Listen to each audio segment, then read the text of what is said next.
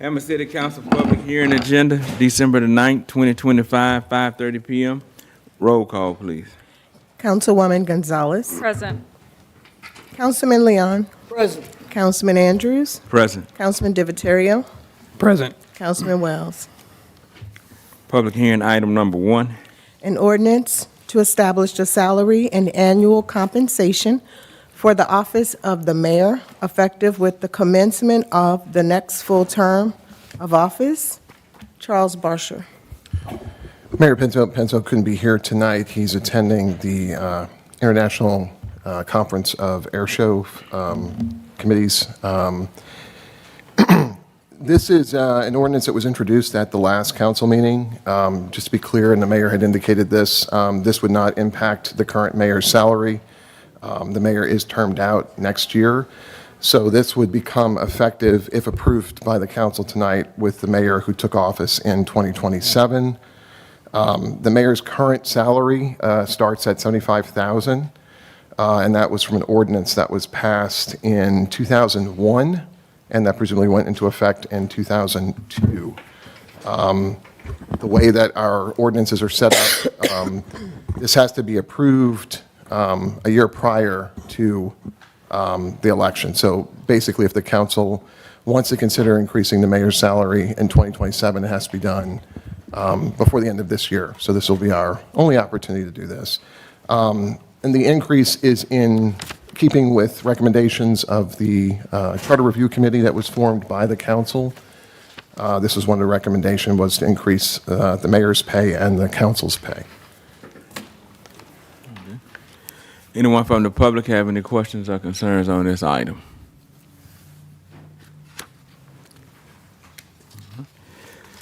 Public hearing item number 2.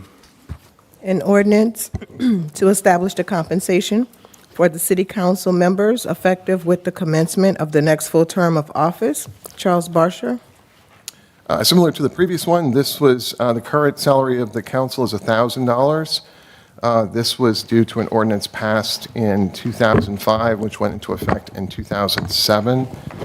Similar to the ordinance for the mayor's salary, the increase is based on the recommendations of the Charter Review Committee that was appointed by the council. If the incoming council in 2027, again, this would not apply to this council, which is also, they'll be running for re-election or other offices in next year for 2027. This would apply to the council that takes office in 2027. Anyone from the public on this item? Anyone from the council? Public hearing item number 3. An ordinance establishing a temporary 365-day moratorium on the acceptance and processing of applications for group homes, group care facilities, group living facilities, daycare facilities, adult daycare facilities, assisted living facilities, lodging homes, boarding homes, rooming houses, and zoning amendments, therefore, within the city of Hammond, providing for variances and providing a severability clause. Councilman Wells. Thank you, Ms. Lisa. Well, it's basically right now, we truly don't have no rules in place. But what they have in place, I done met with,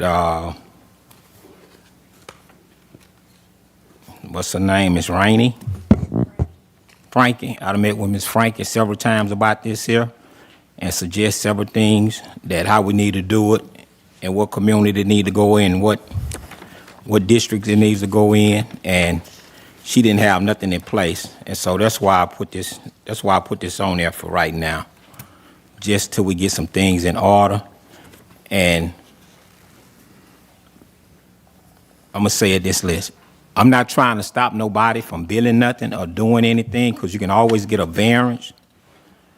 But it's to get this under control, because right now we got too much going on in the city, and we have no control over what's going on and what's taking place. And you wake up in the morning time, here you got another resident or another group home because over the weekend, just yesterday, last night at 7 o'clock, and Charles, I want you to verify this. At 7 o'clock, we had 3 police that come out in District 3 for a so-called group home. 3 police officers, when they could have been canvassing the community, but here all 3 of them at a group home, then just found out 2 weeks ago they got another group home in Kip District. So we have no rules in place and nobody able to stop it. So on Clinton Court now they got 2 group homes, and I want you to keep verifying now.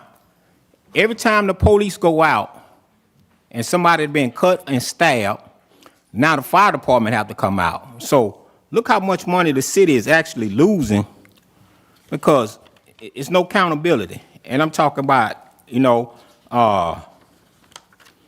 President Andrew, we talked about it the other day, and I said, yeah, man, they done open up another one in your community. And so this what's going on, Charles, and this one thing you supposed to been working on and trying to do, but I don't see what y'all really doing.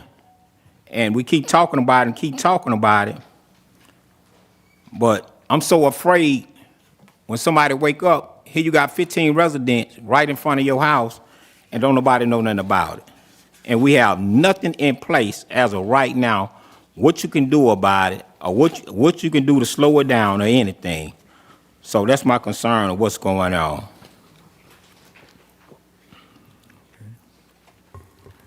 Anyone else from the public on this item?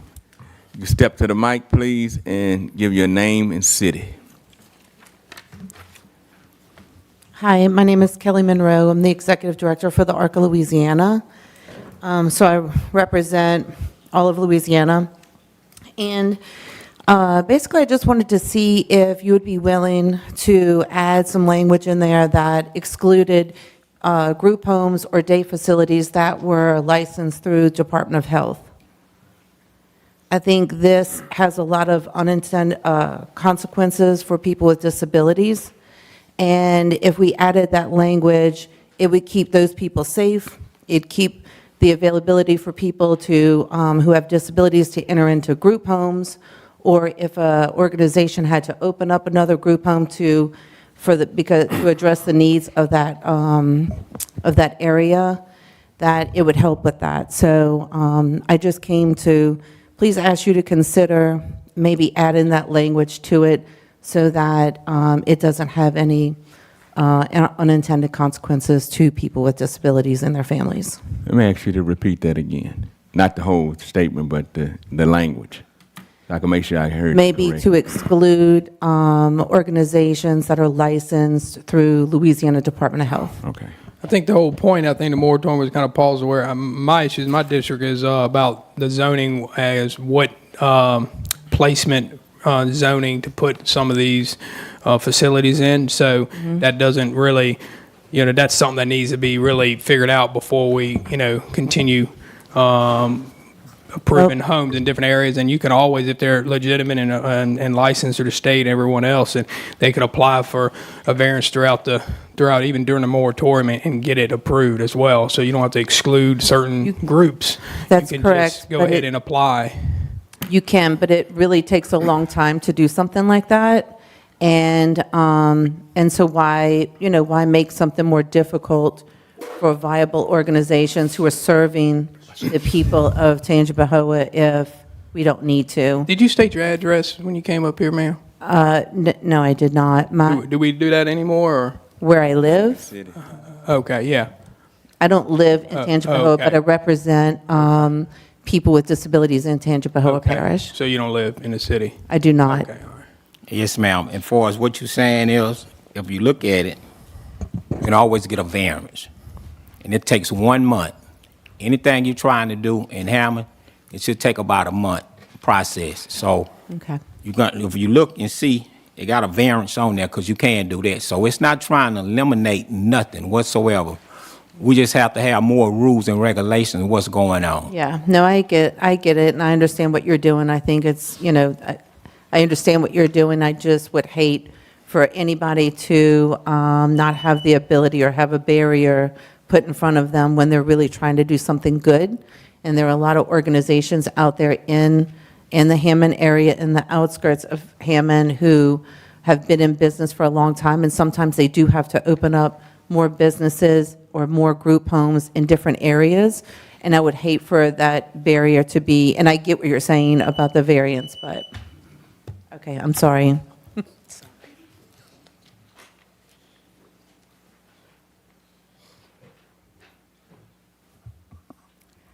Hi, I'm Susan Spring, and similar to what was already stated, if an agency like a child care center already has to go through licensing through the state and fire marshal and you name it, and they go through all of that, to now then also have added, oh, by the way, you still have to do this variance without any assurance that it would be approved. I know I've heard two of you now say tonight, oh, just get a variance, but I know nothing about that, and I don't have any assurance that it is a given that that would be approved.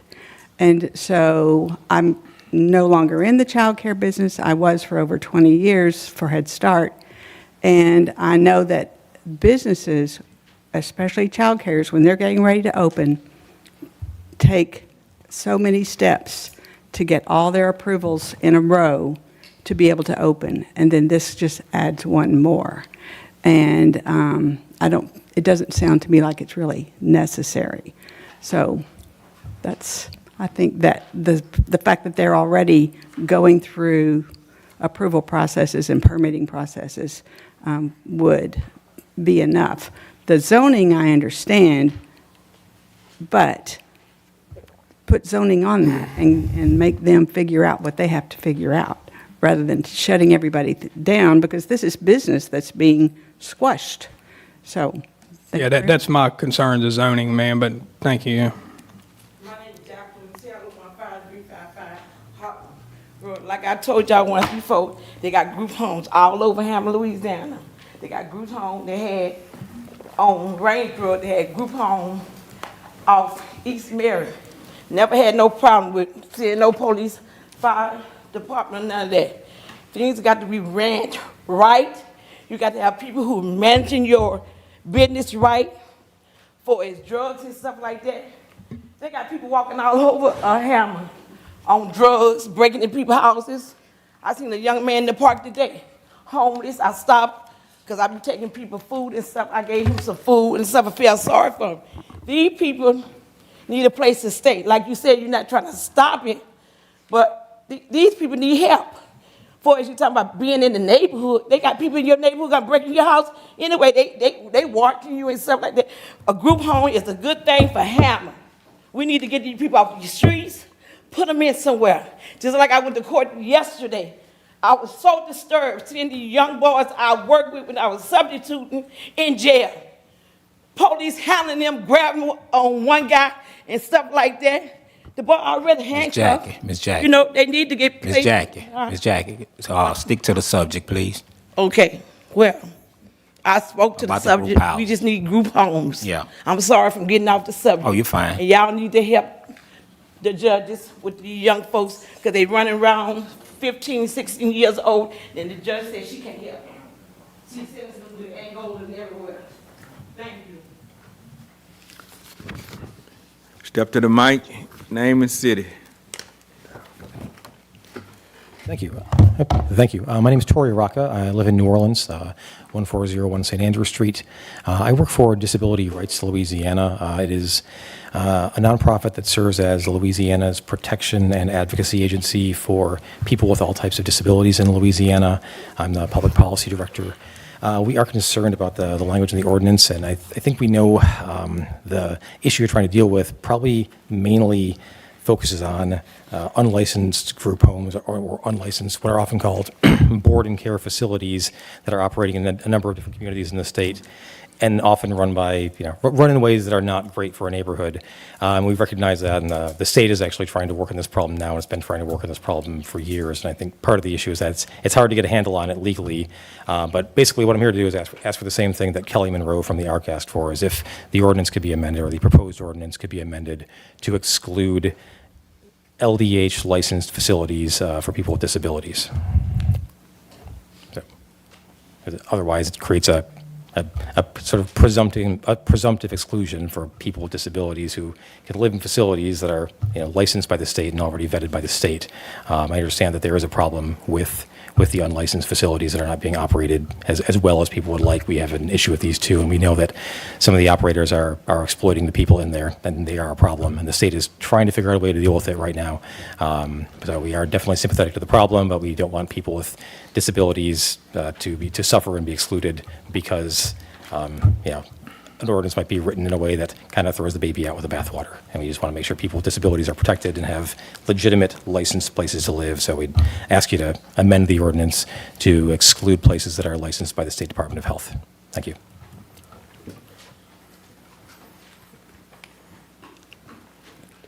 I would like to just add a comment. I'm sorry. You can go ahead, ma'am. Good evening. My name's Monique Blossom. I'm from New Orleans, 1340 Poydras Street, Suite 710. I'm the Director of Policy at the Louisiana Fair Housing Action Center. We are a nonprofit civil rights organization established in 1995 dedicated to eradicating housing discrimination and segregation, and we serve the entire state of Louisiana, so that's why I'm here today. We wrote to the City Council last week and to the City Planning Department as well to express our concerns about this ordinance and moratorium on communal housing opportunities for people with disabilities. And it remains our hope that through that letter and by being present today, we can open and continue a dialogue about our concerns about the proposed changes to your zoning ordinances and code, potentially less drastic alternatives to the proposed moratorium, and as well, and most importantly, protections afforded to people with disabilities by the Fair Housing Act. We are concerned, frankly, that this moratorium may be in violation of the Fair Housing Act, because the Fair Housing Act provides that housing providers, city, parish, county, state governments, cannot create additional barriers to housing opportunities for people with disabilities. The types of residential land uses impacted by the proposed moratorium are extremely important to people with disabilities. Community residences give disabled people the ability to live with dignity and the least restrictive arrangements possible. For many people with disabilities, this is their only housing option. And these land uses have been repeatedly afforded strong protections historically under the Fair Housing Act, both federally and here at the city and state level. And so we see this moratorium as potentially opening up the city of Hammond to liability and ask you to find solutions that target the bad actors in your community while also not impacting the very good work of a lot of really good folks here in the city of Hammond. Thank you. Thank you. Go ahead, Charles.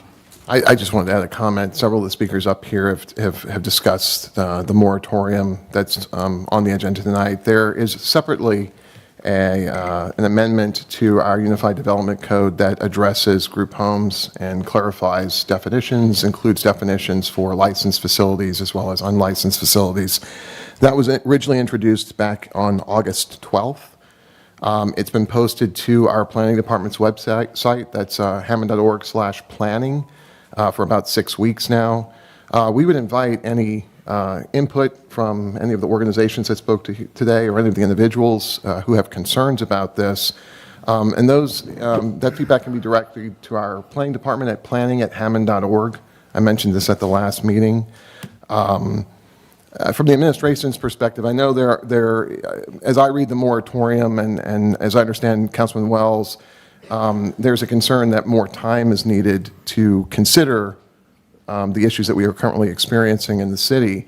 I'd wonder if the council would consider either reducing the length of the moratorium from 365 days to perhaps 90 days, or even tabling the moratorium. And the reason I suggest that is because we have an amendment already before the council that has been tabled. And until the council has decided that they're ready to take that amendment back up, it's not going to come back to the council. So if additional time is needed, I think we're all prepared from the administration, our planning department, to give that additional time and to solicit whatever additional feedback or information that is needed so that the council can make the most informed decision. Again, I would encourage anyone that hasn't had a chance to look at what's on our website. Frankie Legault, our city planner, put a lot of time and effort into this amendment. I'm not going to say it's perfect, but it was literally the first thing I asked her to look at and start working on when we hired her earlier this year. And she's put a lot of time and effort into it, and we're certainly looking for any feedback that we can make it better.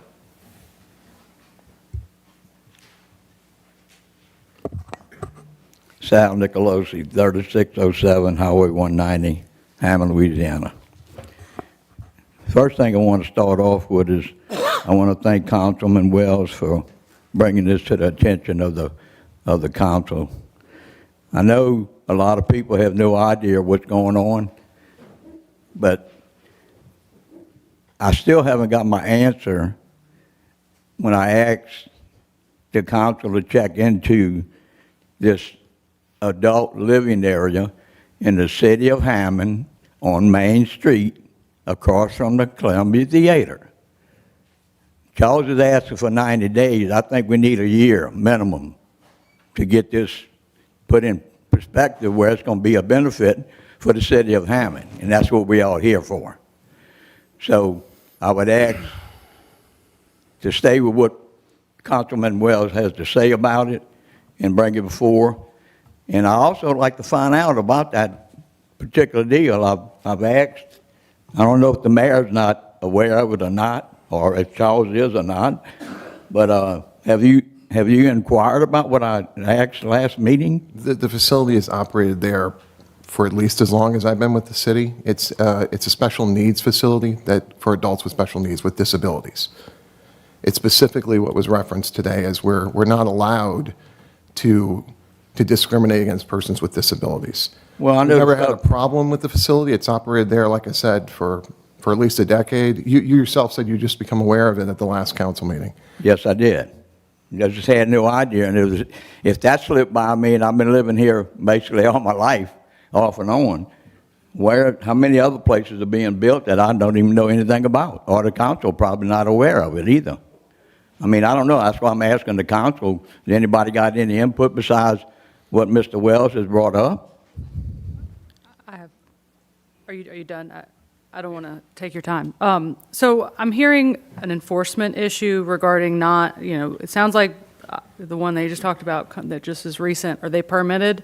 My guess is the one that that he mentioned just now, not the one you're talking about, which has been there for 10 years. I'm sure they're permitted. I'm sorry, the One he said was in your district that this week happened or last night take it, or something? They're not permitted, is my point. They're not. So the moratorium does not stop actors, businesses, or anything like that that is not actively getting a permit, right? A moratorium Well, stops someone so- from getting a permit. And if they're not getting a permit, this isn't even reaching them. To clarify, the city does not issue permits for residency.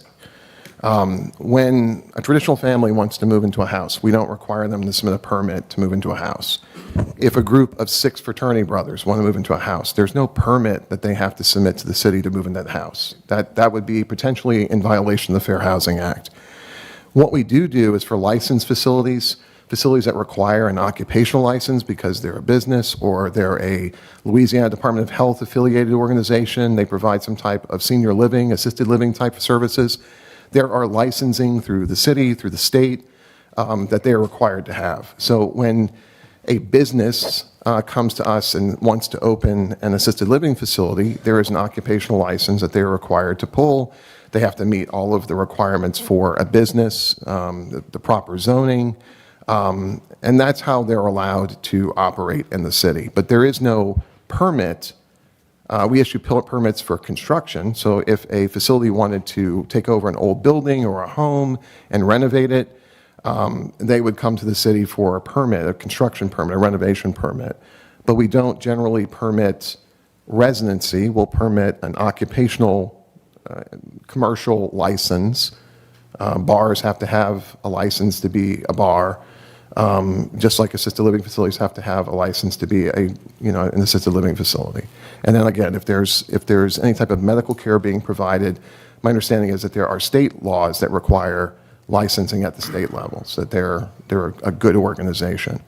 These are some of the things that are addressed in the amendment that Frankie's put forward, which is why I keep encouraging everyone to take a look at it and give us your feedback. A lot of effort was put into that. It took her several months to put it together. As to the question about daycare facilities for special needs, I mean, my office is next door to one. I know they're there. I mean, the one that you talked about downtown, I didn't know it was there, but I think that just speaks to the fact that it's not a problem, right? And we have these all over the city. 2 blocks from my house is an options home. They're a wonderful asset to my neighborhood. They work at my kid's school. I mean, I think that, I'm not saying this moratorium stopping that. I'm not trying to say that. But I think that this full conversation is, we need to understand that people with disabilities, daycare facilities, I was a working mom. My kid now is not at where I need a daycare, but this stops people from opening a daycare in their home. I think that is too broad. I think a year is far too long. I think you do a moratorium when you need time to create an ordinance that addresses the problem.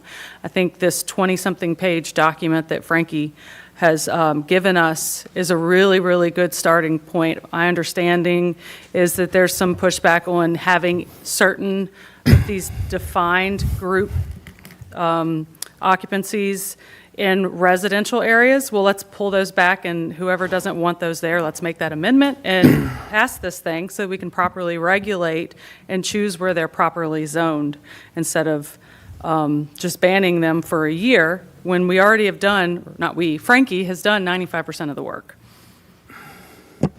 I got to concur with that. You know, Frankie's done a lot of great work. It's a great document.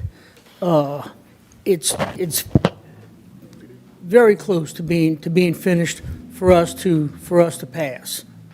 You know, that is what we need to be focused on. A year is far too long. A moratorium for a year is far too long, and it's not really protected anything, as some of you may or may not know. If 10 people want to get together, rent a house, and do whatever the heck they want to do, there's nothing this city can do to stop that.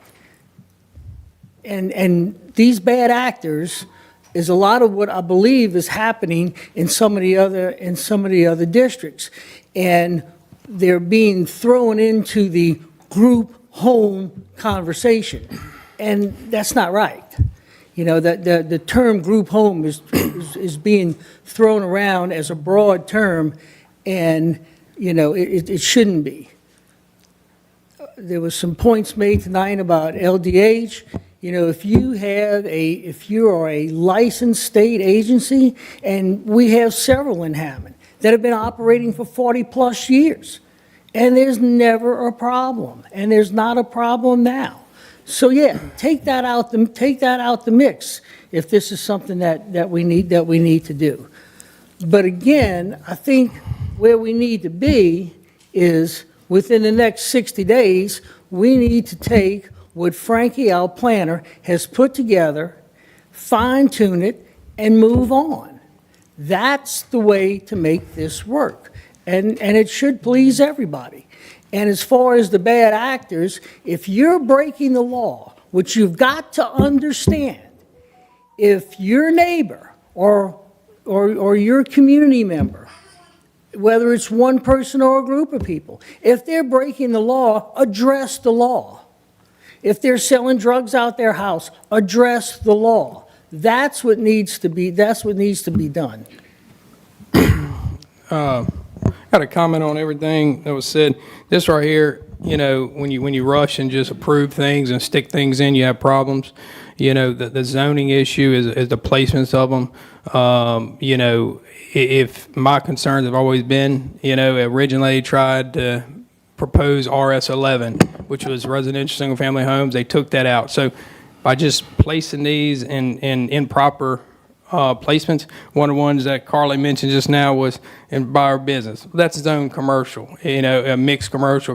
Therefore, those are some places that these things should be. So that's a big difference between in residential areas, single-family dwelling, different things. So there's some thought that needs to be put into that to figure out where we're going to put these. And I've already had meetings, and they still keep putting certain same ones back on there that my community has issues with. So therefore, that's something that has to be addressed before we approve all this. Not about against any of these groups. I don't think anybody, any councilman in here is against any groups that are helping needs the right way.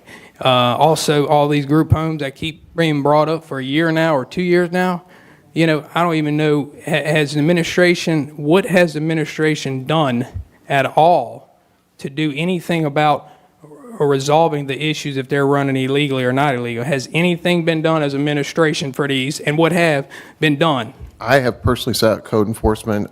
Councilman Andrews had contacted me about 2 different group homes in his district. It's over a year ago, and had code enforcement go out, take a look. Unfortunately, from a code enforcement perspective, if they can't observe anything on the outside of the home, they can't observe trash in the yard or vehicles parked illegally or any kind of indication of anything that's going on that is not within code or within the law, they don't have any enforcement authority. One of the things that Frankie's proposed amendment does is provide some more enforcement authority. It focuses on health and safety, and this includes, a certain amount of square footage for each person living in a home. It includes a certain amount of parking so you don't jam up streets and create a traffic issue. It's ways to get at the problem that both code enforcement and our police department could respond to.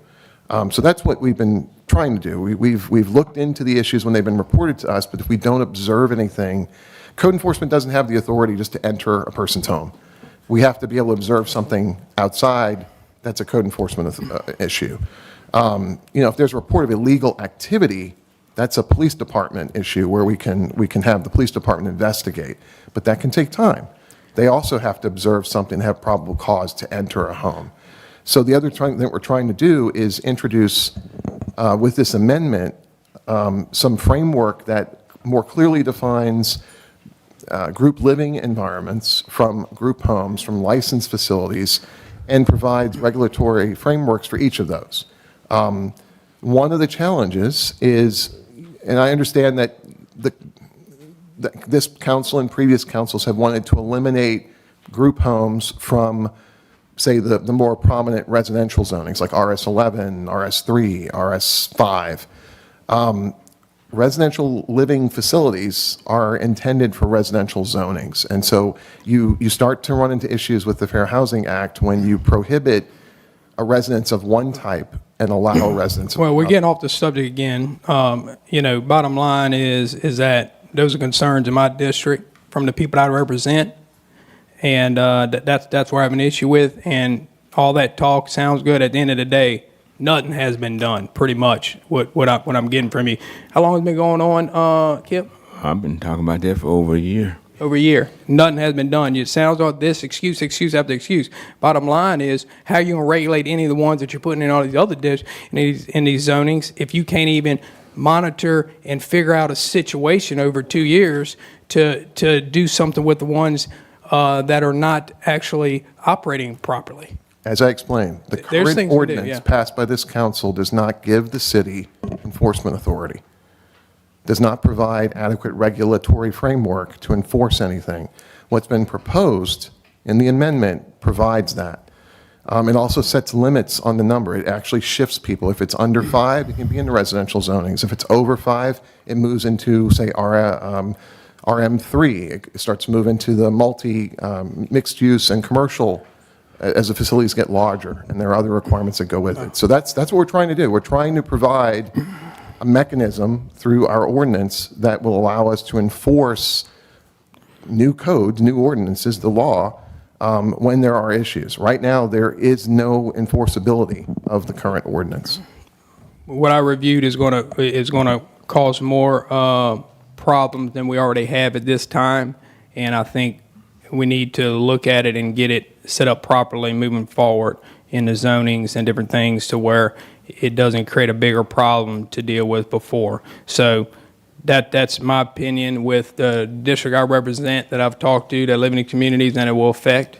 And so that's who I represent. So that's, maybe Charles, you live in a different district, don't know, maybe, the part of the city you live in, maybe that they're happy and content with it. But this is nothing against any of the group homes, nothing against any good ran needs facility. It's just proper planning and making sure that it puts in the right zoning on there. And I've already sat down with it, but it didn't seem like it got anywhere. So I think there's some more discussion that needs to be taking place moving forward. And so I don't know if it's going to take a month.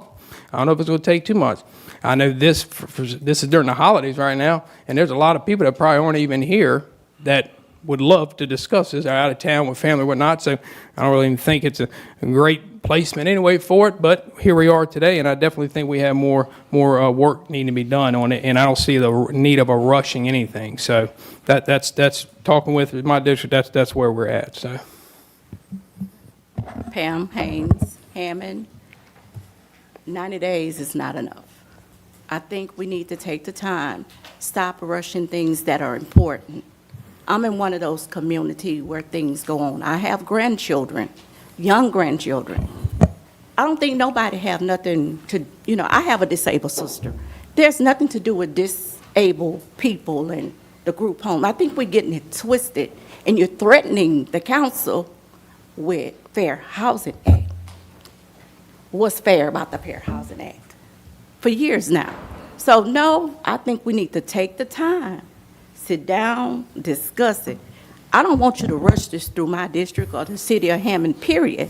Just like Mr. Sales said, that's been there 10 years, where it's been well established, it's in commercial area, this downtown Hammond is governed by police all the time. So yes, take the time you need. 90 days is not enough. So I'm in favor of take it. And you did say you stayed in Hammond, huh? Okay. Thank you so much. And look, and I think, Charles, you keep bringing up the Fair Housing Act. They really sound good, and I appreciate it. I ain't saw nothing been fair since I've been up here for 7 years. And Charles, can they open up any of these facilities on this paper? Could they open up any of this around your resident? Yeah, absolutely.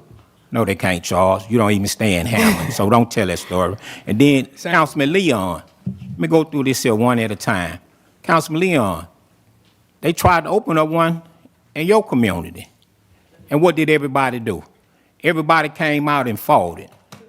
And so the resident fought it. I didn't fight it, and I told the people, whatever the community decide, I have no problem with it. And let me say it like this here. If the other communities don't want it, you ain't got to put it in their community. Let's do it for District 3. So we don't have to do it in all these other districts. Let's just do it in District 3. District 4 District too. 3 want it. So, and then I'm going to tell you this here. For you all who stay in Tangipahoa Parish, for you all stay in Livingston Parish, Bobby Jim to shut the state school down. 1,000 people worked out there. 1,000 disabled people was out there. He shut the state school down. Now they tearing it down. So you sitting here worried about 1 or 2 houses. It's not about me. I'm telling you what my district telling me to do. So a daycare, ma'am, I heard you say something about a daycare. I had a daycare for 20-some years.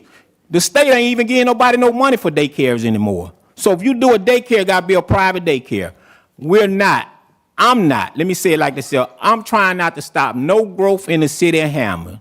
But I'm telling you, Ms. Gonzalez, now let me go to you with the billboard. How many times we had to vote on the billboard with the moratorium you put in place?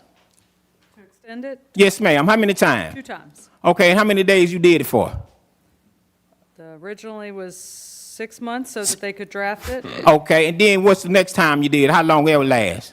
30 days, maybe? Come on now. I know, it could be 30 to 60. This is the time to tell the truth now, because you know everything being I'm recorded. not lying when I say I don't know. It was either 30. Okay, well, that's a good thing. Say you don't know. So you see what I'm saying? We had to vote on the same thing 2 times.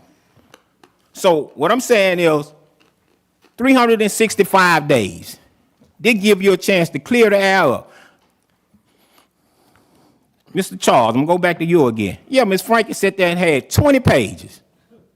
Who the hell gonna sit up here and read 20 pages? Ain't no councilman gonna sit here and actually read 20 pages and understand 20 pages at one time. So now you present it to the people to look at it and stuff. Guess what? Every last one of y'all, not you all in the audience, every last one of y'all know where I stay at. You know my email. You know my phone number. So if you had a problem, you could have sat there, Miss Frankie, 2 council members can meet over there anytime they want. Charles, you could have met me over there. And so I talked to you about all this here stuff, and guess what? Miss Frankie said, no, Charles, what you say? Miss Frankie been making mistakes since she been here. And so I'm trying to get it right. It don't have to be for the whole city of Hammond. Let's do it for District 3. I represent District 3, so we can do it for District 3. So guess what? Just vote on it for District 3. Because I sat here and I brought this here up. We got this same house, transitional house, whatever you want to call it. We got the same house in Mooney Avenue. And this is what I'm going to tell you why I say it on the mic. Just like Mr. Sal mentioned the one downtown. Okay, y'all had an answer for him. Not one time, none of y'all even reached out to me. Well, Councilman, well, what a house at? What a house at? This same house last night had 3 police there. And I say, man, the police could have been canvassing the community. Steve Leon District, Ms. Gonzalez District, Andrew District, Sam District. But guess what? They at this here house. And I'm saying this here, I thank everybody from coming way from wherever you come from. I thank y'all from coming to Hammond. I wish y'all coming to Hammond more and help us out. Yes, I wish I'd take anybody advice, help me out, tell me what to do. But right now, in the city of Hammond, we got a problem. Charles, I just told you about another house open up. Well, ain't nothing they can do if they don't do this here, so we don't have it on paper. And guess what? Yeah, that sounds good to the people.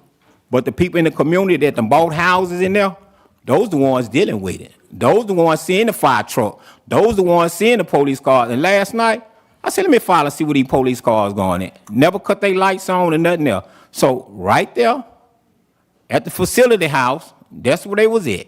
And I say, man, it's amazing. At 7 o'clock, so just like I gave you that information, I want you to look that up, and I want us to come back and discuss that up here. We have a problem. No, it don't affect you. It's not going to affect you. Ms. Gonzalez, I like what you said. Yeah, they work in the grocery stores, the hardware store. I have no problem with a disabled person. Be exact. And let me tell you something. Let me go back now.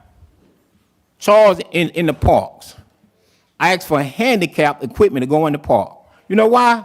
I got a nephew, been handicapped for 23 years, never been able to go and play in the park. That's why I had you to put that merry-go-round in the park. That's why I had you to put them handicapped swings in the park. For guess what? Disabled kids like him is able to go to the park. He never been able to go to the park. So we got a problem. The problem never going to get solved as long as we keep whispering about it and getting nothing done. So you know what? Yes, we got it on here. We talked about it. We're going to keep talking about it. So if you don't, you can keep it all over Hammond. District 3. What my constituents ask for, why we keep getting these houses popped up, why they keep popping up. So the people that got the one by their house now, catching pure D hell. One man was outside in the yard 3 days ago butt naked. And this woman got a little daughter, a 7-year-old daughter. Guess what? She got to look out the door looking at a man naked. So you know what? We have a problem. So stop acting like everything is okay. Yeah, it's okay by your house. It's okay by my house. But this little girl, it's not okay. I got a daughter, several daughters. I don't want nobody got their clothes off in front of my little kids, or nieces or nephews, or nobody kids. That's why I request cameras in all the parks. Because if somebody sit there and touch one of them kids, chop their head off, cut their head off. Hell, let me say it how I want to say it. Because nobody should be bothered with, little kids have to be bothered with a grown-up touching them out of order. So stop acting like this is so simple. If it was so simple, Miss Frankie would have solved it. What? How many days you said you gave it to her? A year ago? When she first started with the city. Okay, she would have solved it then, but guess what? It still ain't solved. I'd have been to her office 5 times. 5 times I'd have been over there. Ms. Gonzalez, she said, yeah, she got one out right there by our office. And guess what? It's in a good location. Exactly. It's in a good location. We asked for it to be in certain areas, not all over Hammond, in certain areas where it can be monitored. That's it. I don't have nothing else to say about it. We either vote on it or we don't vote on it. And I think that's where the energy as administration needs to focus on the ones that are not being ran right or not even legally. That y'all need to worry about code enforcement and figuring out, getting with legal team. If Andre is not, capable of counseling on that, hire somebody out, whatever it has to be able to figure out a way, like other cities do, is enforcing these facilities that have been going on for a year now. In his spot, well, probably longer than that, but since it's been up here, focus on those things. Focus on all the code enforcement issues. That's what I get so sick and tired of. Focus on all the code enforcement issues across the city. The abandoned houses, the purple buildings in middle towns that, that are really not really meant to be there in the corridor of your city. Focus on things of that really clean up the city. Billboards. We're worried about billboards, and you got illegal group homes in these neighborhoods that, it may take a few weeks to figure it out, but they got to be a way to figure out if this is going on and in the community it's not allowed and there's several people in there. There's a way. It may take a little energy and a little time and effort, but there's definitely a way to figure it out. I promise you that. I completely agree with you, and that's what we're trying to do with this amendment. So you don't spread them all out of different zonings without having a real good understanding where they're going to go. That's my prime example where Carly just made a comment about where it's at. That's right by my house. And that is in the zoning. It don't bother me. I have no problem with it. But it's in the proper zoning. It's not RS11. It's not RS3. It's not RS4. It's not R anything. So therefore, and I done met with her. And she should be here anyway because she's the planning. She is the planner, city planner. So she should be here. And that's administration job should be here. And anything that's put on here that has a name by it or director by it, I've been saying this for years, they need to be at the meeting. You may not feel that way, but they need to be at the meeting because last time I checked, you're not the city planner, you're the administrator. So therefore, the city planner should be here. Just like any other department head needs to be here when they have items on the agenda that has to be. They used to do that. Administration before they used to do that all the time. They used to be here. So therefore, Councilman Kipp, you're the president. I don't know if you don't see anything wrong with that or not, but you're the president. It's a council meeting. So if you don't see there's any need to have any department heads here when there's big discussions like this, let me know. But I think it's the most silliest backwards ran I've ever seen in my life. Just to speak to that, Frankie was going to be here. She's actually attending a training in New Orleans. That's one of the reasons why she provided a bullet-pointed summary for the billboard ordinance. I did speak with her yesterday and earlier today, so I'm fairly confident when I'm explaining things or being able to ask her certain questions that the council has. Again, our current Unified Development Code does not provide much in the way of enforceability when it comes to what is in our Unified Development Code, our city law about group homes, group housing, group living. The amendment is an attempt to fix that, to provide some enforceability based on conversations that I have had, that Frankie has had with members of the council, with the public, with things that we have observed. Frankie's looked at other development codes in other cities and other states and tried to put together something that is better than what we have. Is it perfect? No. Can it be made better? Absolutely. And we've been asking for feedback on it now for 5 months. Well, Councilman Kipp, have you ever heard what Charles just said tonight? Have you ever heard this before? What's that? That they've been working on it and trying to come up with something? Not exactly how Charles is stating it, but yeah, the meetings that I've had with them, they've stated that they're looking into options or things that they could put in place, but nothing has been concrete established as of yet. Okay. And this is conversation that we done had at least over a year, not with Charles all the time. I've been to the office, I've talked with Courtney, I've talked with Miss Frankie, and I'm hoping somewhere along the lines we could get something done with this. I understand, I used to work with people with disabilities, and in no way that I'm trying to hurt or harm anyone with disabilities at all. The thing is trying to put something in place for some of these places that they're opening up, because they're putting them in, to me, the wrong places. When you're trying to help somebody with an addiction or help somebody with a problem, why would you put them in a place where they can get, if they don't need, within 400 or 500 feet away from where they are? And that has been the issue. That has been the problem. And the people that live in these neighborhoods that have been reaching out to me in my district, that have been talking to me about it, they feel that they have been overlooked because nobody came to them to even discuss with them about the option of this happening in their neighborhood. So that's where we are right now. And to answer your question, Stan, with the department heads, I requested that several times, and the mayor had denied it due to the fact that he stated that he did not want his employees or department heads out here being attacked. So, Well, I mean, it's a council meeting and you're the president of it. So last time I checked, it's a council meeting, not a mayor's meeting. I got that. So I'm just, you know, I'm a little confused on that, but I mean, anyway. Go ahead, Mr. Maryland. Leon Maryland, I'm from Hammond. As some of you know, I represent some of the group homes in the local area, and I think the big issue here is a lack of transparency in the sense that there's a difference between a group home and, say, a sober living facility. And I think the issues that you all are having are not from the quote-unquote group homes. It's because sober living facilities are being categorized as a group home. And that is the issue. And what I mean by that, a group home is more regulated than you can ever imagine, not just by the city, but by the state and the federal government.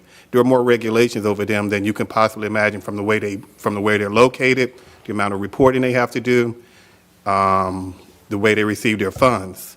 A sober living facility is the heart of your problem. You guys should look at that. A sober living facility doesn't require a license. There are no rules and regulations to control them. That is the source of your issues. They can just basically open up anywhere and do whatever they want to. There are no regulations for that. So I think the lady who spoke here, they're bringing up the fair housing labor. When you categorize a sober living facility as a group home, that is where you're looking into trouble. You might look at exactly what these facilities are and deal with them appropriately. Thanks. Thank you. Would it be fair to say that if a sober living facility is the problem, and say that's the one that you have 3 or 4 of them and Devon has some, this moratorium doesn't stop that because they don't need a permit to begin with, right? So it's I want this moratorium to stop these things. They're not asking permission, they're just doing it. Right. No, I think they still have to get like an occupancy license or something like that from the city. And But we've asked, and those I don't think they do. facilities that have been complained about do not have occupancy licenses, right? So They're- anyone who's opening one that doesn't get an occupancy license is not going to be stopped by a moratorium. Yeah, we don't, That's what I've been told every time I've asked that question. There's not an occupancy license. Right. We do So the not- moratorium doesn't stop what everyone's complaining about. we do not issue permits for occupancy or residency. An occupational permit is a business license, right? We issue licenses for businesses to operate in Hammond, but if a individual wants to open a quote-unquote group home and doesn't tell anyone, the first time we find about it is when there's a complaint. And right now, the only way that we can follow up on the complaint is to send code enforcement out to look for code enforcement violations, or if there's something of alleged criminal activity, to have our police department investigate it that way.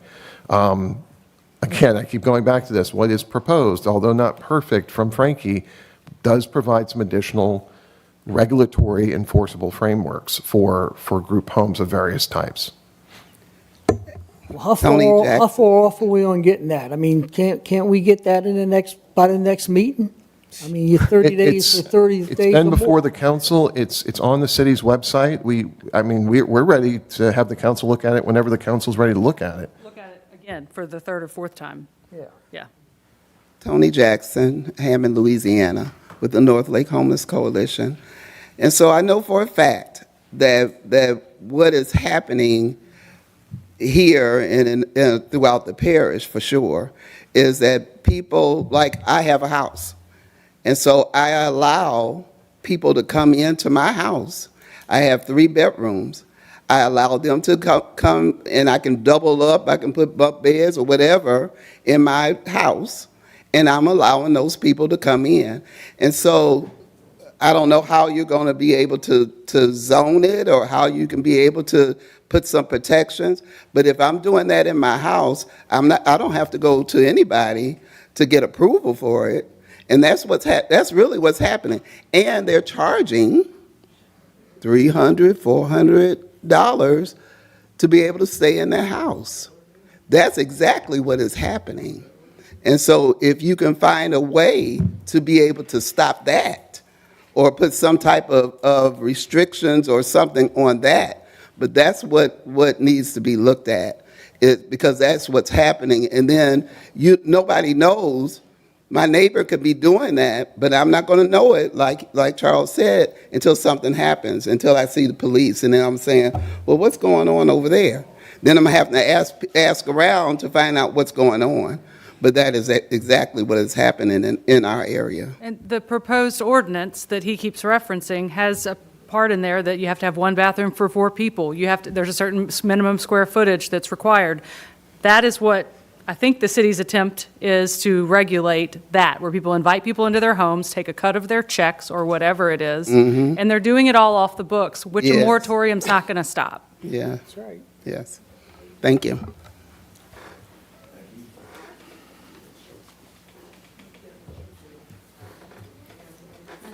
Clark, I also volunteer. I'm a resident, but also volunteer with North Lake Homeless Coalition. I just had a couple of questions because you seem to be coming together on some things, but it sounds to me like the problem here again is that you're asking for regulations that you currently don't have. My question is, we've already established that we do have group homes or other homes that are licensed and have been running for quite a while, correct? That's correct. Okay, so at that point, if any of these that we currently, thank the Lord, don't have any trouble with, started having trouble, you were saying there's nothing you could do about it. It would depend on the facility. For some facilities that operate as a business, this is the simplest way to explain it. If they operate as a business, there's an occupational license. There's more eyes on it because we know about it. They've come to us for an occupational license.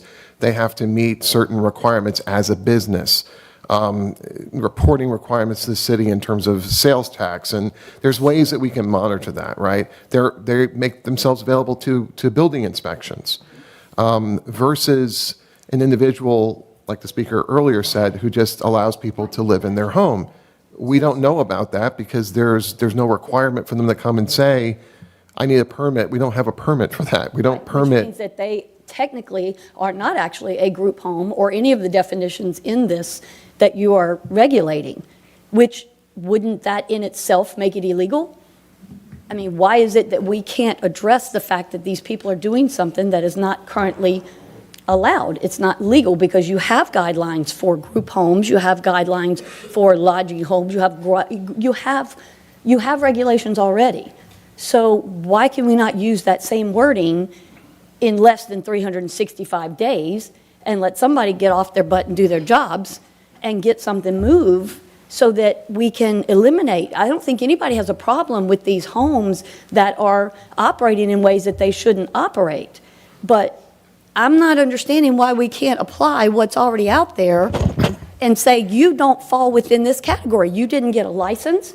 You didn't meet this regulation. You didn't meet all the standards that the ones that are doing well have to have. Why can we not just say, hey, we have something that says you're not doing this, and therefore you are illegal, therefore it becomes a police problem that they can come and shut you down? But been going on over a year, but that's administration. You can ask them why is that. Well, they run my that. next Yeah. question is that Councilman Carley said that there's something you were saying that to go over, and she said that the issue has been looked at 3 or 4 times by the council, and yet nothing's been done.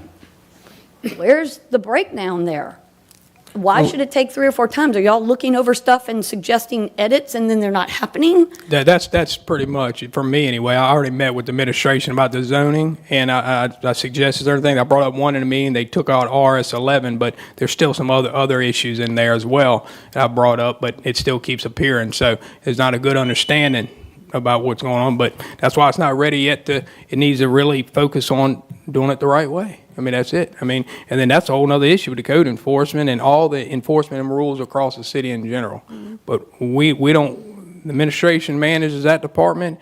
We try to give policies and procedures, and they have to follow them through. So Yeah, because again. that's the lack thereof. I understand both sides, and I see both sides, and there are concerns. This lady's got a home, and we have homes, and we don't want that stuff around our homes. But we need to focus in on what it is we're trying to stop, and if they don't fall within the guidelines of the ones that we have that are positive and that are working, then let's do a nice little short something that says, if we find that you are in here and you have more than 3 unrelated people living in your home, you know, then you are not classified under what we allow, then you're either going to go to jail or you're going to stop what you're doing. There's a law, I don't know if it's changed, but when I came to Hammond and went to college, we could not even have a sorority home because there's an old law somewhere that says that 2 or more women that are not family members cannot live together because it was considered a house of ill repute back in the day. You know, why can't we take that wording and tweak it? You can't do that anymore. Yeah. Well, they still don't have sorority homes on campus, so I'm assuming it's still there somewhere. But even at that, take the old law, tweak it, make it apply to anyone. If there's anyone that is not licensed as a group home or any other kind of home, and you have more than 3 people in that home that cannot prove that they are some sort of relation, then you're illegal. Shut them down. Just doesn't seem like it's that complicated. So what I will say is the city cannot enforce a law that doesn't exist, I understand. right? So what we're trying to do is we've looked at our Unified Development Code, our law, when it comes to zoning, and we've identified, okay, these are the things that are defined as group homes in our Unified Development Code. We've acknowledged that there's a lot of other types of group living facilities, group housing, group homes, daycare facilities, adult daycare facilities, assisted living facilities, homeless shelters. The list is long. Some of these are licensed by the city, some are licensed as business, some are licensed by the state as medical facilities. Some are not licensed and will not be licensed because it's just a group of people living in a house, and we don't permit that. So we're trying to come up with new rules that are enforceable so that we can address the issues that have been brought before this council and to the city. If the rule, I agree, you come up with a rule, very simple, and if you're not a relative and you got more than 3 people in there, you're not legal. Well, unfortunately, the Fair Housing Act doesn't allow us as a city or as a government to define what a family is. If a group of unrelated people consider themselves family, we can't argue that. I mean, it's So the same. I have people, college kids, all living in a house in my district. People complain. You can't stop that, right? So there's been rules set out. Living in a house that they're renting? Yeah, they're renting. Right. But it's the same idea. If a lady lets someone come into their home and rent a bedroom, it's the same idea. So it gets a little gray, and that's the problem. Is the rules on the book are very gray or just non-existent. Right. So how do you enforce something unless the rules are actually there? And I agree with that. I just don't. And how do you agree that it takes stop something 365 that- days if people are doing their job they're getting paid for. But how do you stop something that people are not actually asking for permission to do to begin with? Right, no, that So- becomes a police issue. You know, if there's a problem. They're having problems because they're doing something, they are disturbing the peace of the community, regardless of what they are. Whether they're a house, whether they're a family, it doesn't matter. If you are doing that, then that's a police issue. Agreed. It needs to be stopped. But I just hope that y'all will get together somehow and not take 365 days to try to stop the people and take, like you said, you've got to get this narrowed down to what it is you're specifically trying to stop and not hurt everybody else that's trying to provide good services for people. So I think, ma'am, let me say this here, and I think everybody getting it mixed up. Whatever you're trying to do, you gotta go get a permit. So in the process of doing that, right there, the city should be able to work with you and telling you about a variance that this is what you need to do. And most of the time, when everybody asks for a variance, they sit there and work with them on doing it. So a daycare, a group home, it's none of that I'm trying to shut down. The problem is that we don't have no rules in place for none of these facilities. And whatever rules they have in place, they never present them to me. I done went over there 5 times and get no result. And when we talk, everything sound good. But when they get here, they throw it on the book and want me to vote for it.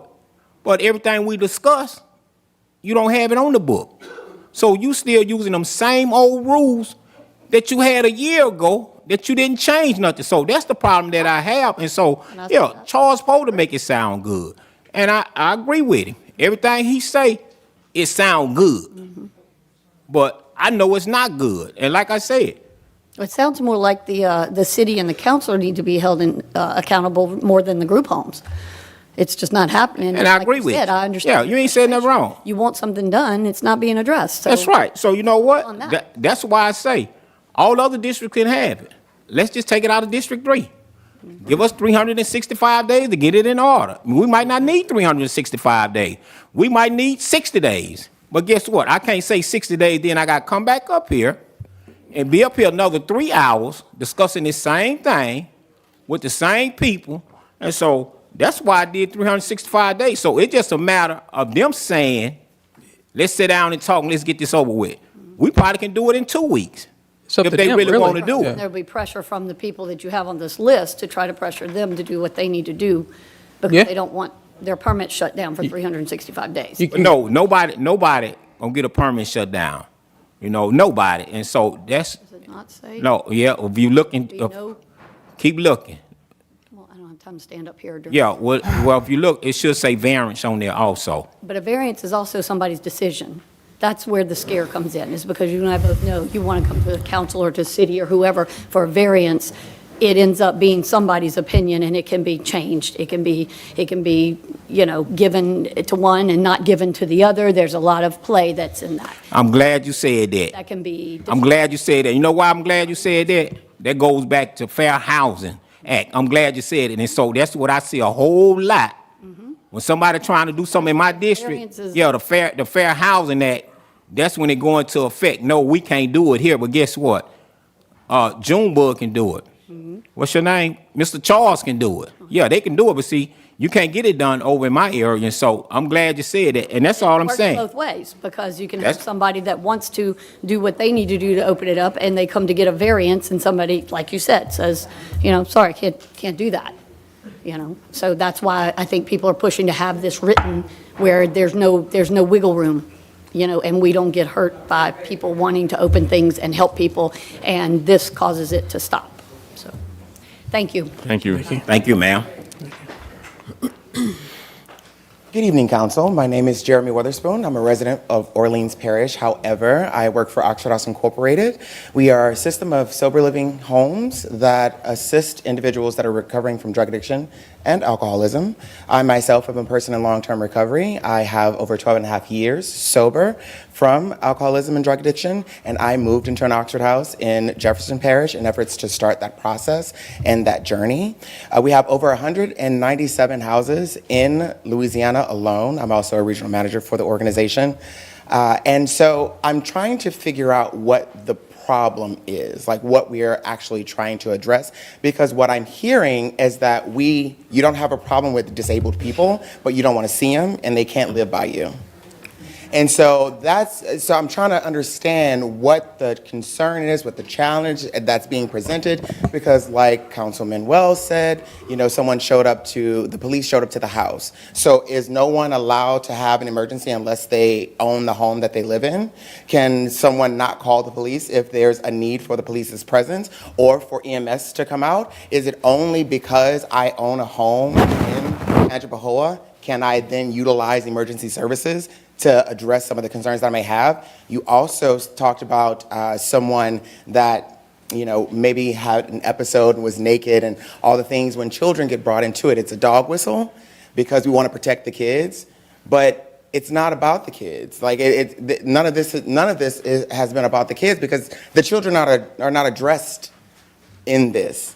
It's frustrating. And then Councilman Andrews, you stated that, why put those people in a neighborhood and that's maybe 400 feet away from where they can get drugs. So you're saying that drugs are actually in the neighborhoods that you are trying to protect. So you're saying that us as people in recovery are coming into your neighborhoods where we will be then exposed to drug activity and drug addiction. So it's unnerving that we're actually not trying to come to a solution, but we're trying to ostracize and discriminate against individuals that are actually trying to seek help. I also too want to reference the fact that sober living homes actually do have charters. Our houses are chartered that people must be operating in a democracy within the house, so they have a vote and an opinion on what goes on. They must be active in recovery. They have to be zero tolerance for the use of drugs and alcohol, and they have to pay their share of expenses on time and in full. We're teaching ADLs, or activities for daily living, so that individuals that move and transition from Oxford House can be more contributing members in the society that we've just placed them in. Had I not had this opportunity to move into an Oxford House, I would not be where I am today. And that's just the point blank in the period. I was not relegated to the slums or to the projects or to a commercial building. I was allowed to live in a home just like everyone else that looked just like everybody else's home. I was able to thrive there, and thus I've become the person that I am now, was able to go back to school and was able to grow in this organization and actually become an employee and now support the growth of these homes in 4 states. So I just want to know what the concern is, because I'm not hearing other than you don't want us to live next to you. Well, I appreciate you coming and expressing, your success story. If the moratorium passes, maybe you can, meet with the administration and us during that time and enlighten us and try to show us some areas that we need to concentrate on and have a successful business like, successful house that you were part of. And I'd like to say congratulations and thank you so much. Thank you. For your story. And I appreciate it. And I wish we did get an opportunity to have more stories like that. And just like you said, y'all got rules and regulations, right? Mm-hmm. So that's the biggest issue that we have. We have no rules, no regulations. And I think maybe the administration need to get with you on trying to enforce some of these rules, to get some of these rule policies together, so going forward, maybe we won't have so many issues. Well, I'll share my contact information with you before I leave. That'd be great. Thank you. Thank you. All right. Is there anyone else before we move forward?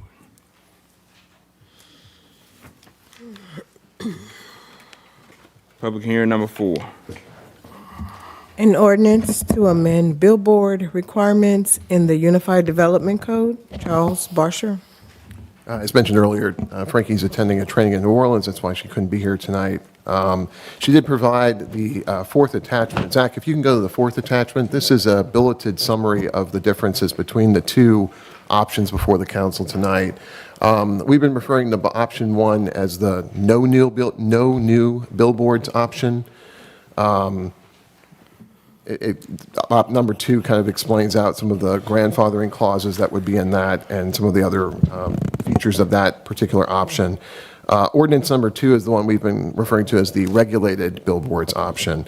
So the biggest difference between these is option 1 would prohibit any new billboards in Hammond. Existing billboards would be grandfathered in. There'd be restrictions placed on them. There's no conversion of existing static billboards to digital. Option 2 addresses both existing billboards, requiring billboards that perhaps were constructed without a permit or that have been added to, changed in some way without a permit, that don't meet existing ordinances, let alone the new ordinance, to be brought into compliance. It also provides regulatory framework for new billboards and has sort of a step-down approach. If a company wanted to bring a new billboard to Hammond, they would be required to eliminate a certain amount of existing billboard advertising space. I think the ratio is 2 to 1. So if you wanted to come in with 500 square feet of existing or new advertising space, you'd have to reduce existing advertising space by about 1,000 square feet. Those are the biggest differences between the two. Planning and zoning did meet on this a second time. We heard from a number of members of the community and from the business community as well, the billboard business community. And ultimately, the Planning and Zoning Commission decided to present both options to the council. Anyone from the public on this item?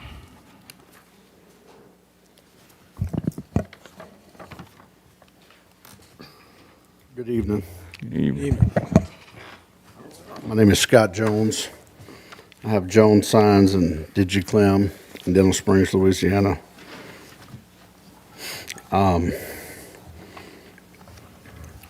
Option one, just outlawing the billboards outright. As I've stated a few times before, I don't think that's the best approach, but I do support some regulatory measures that minimize growth. However, with option two, there's a few concerns I have with it, and I would hope that we can make a few modifications to what's being proposed. I can go over them now, or we can go over them in the next meeting. What will be best, Mr. Andrews? How many you have? Like 3, 4. If you would like, you can hold off until the next part. We'll be coming right up, and you can bring it up then. It's pretty simple. Okay. Okay, thank you. Is there anyone else?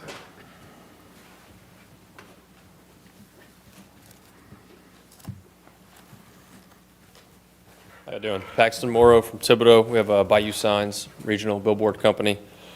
I'd echo that. Option one has a couple concerning clauses, specifically some non-direct language allowing pull down of billboards, which is pretty concerning. Option two is more agreeable. I think I would agree with Mr. Jones. Probably a couple things.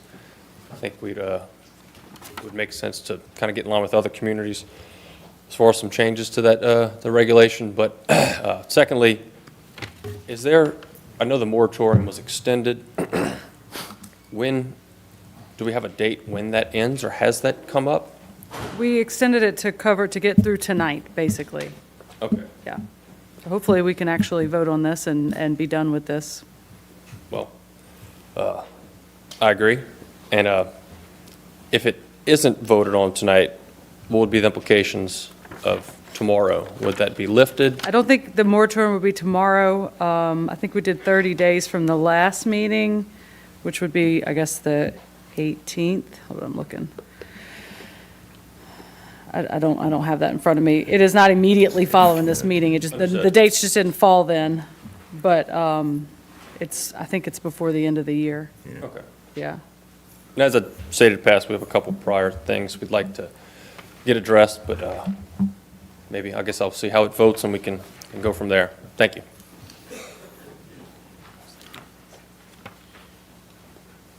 So on the billboards, we're not voting on this tonight, huh? Mm-hmm. John Jackson, 201 Kent Avenue, Metairie, Louisiana, 7001. God bless you. Bless you. I appreciate the council giving me the opportunity to speak my piece. It's an honor to be here. I started a billboard company about 30 years ago. I'm a New Orleans guy, and we have billboards throughout the state of Louisiana, also in the city, and also in other cities, and the state of Mississippi. We don't have any billboards in the city of Hammond, but I've been in Tangiboa Parish for over 10 years, and so when I look at billboard regulations, I sort of look at the driving force behind it, because to me, that really speaks to the sincerity of it. So who's the driving force behind this? Who does this really benefit? Because if you look at the regulations, there's probably been, in the last 10 years, maybe 6 or 7 new billboards built in the city. And if you look at all the billboards that have been taken down in the city, you probably have a net loss. So why is there an issue now? I think it has to do with competition. It's not about new billboards. It's about a monopoly of one billboard company trying to compete, trying to not have to compete with another billboard company. And this is easy enough.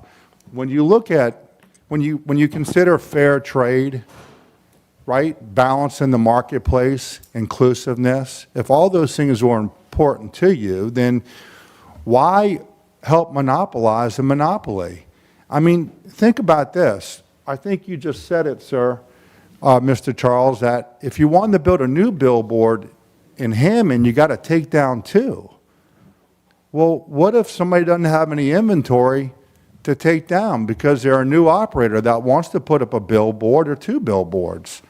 How are they going to do that if they can't take down any billboards? The inventory is not there. There's only one company that has the inventory, and we know who that is, right? And really, it's a disservice to your constituents, because that's really the centerpiece of all this, is people who you represent. And if there's only one AC company to call when your AC breaks in the middle of the summer, you're going to be paying a good penny for the service. But if you have businesses that compete for your constituency, then that's better off for your constituency in the city of Hammond. So I don't think any new rules and regulations should apply. We already have rules and regulations with the city, and then on top of that, we have rules and regulations with the state of Louisiana. So I'm here to answer any questions that the council members may have. I don't have a question. I just wanted, you said, 1 or 2 in the past, however many years.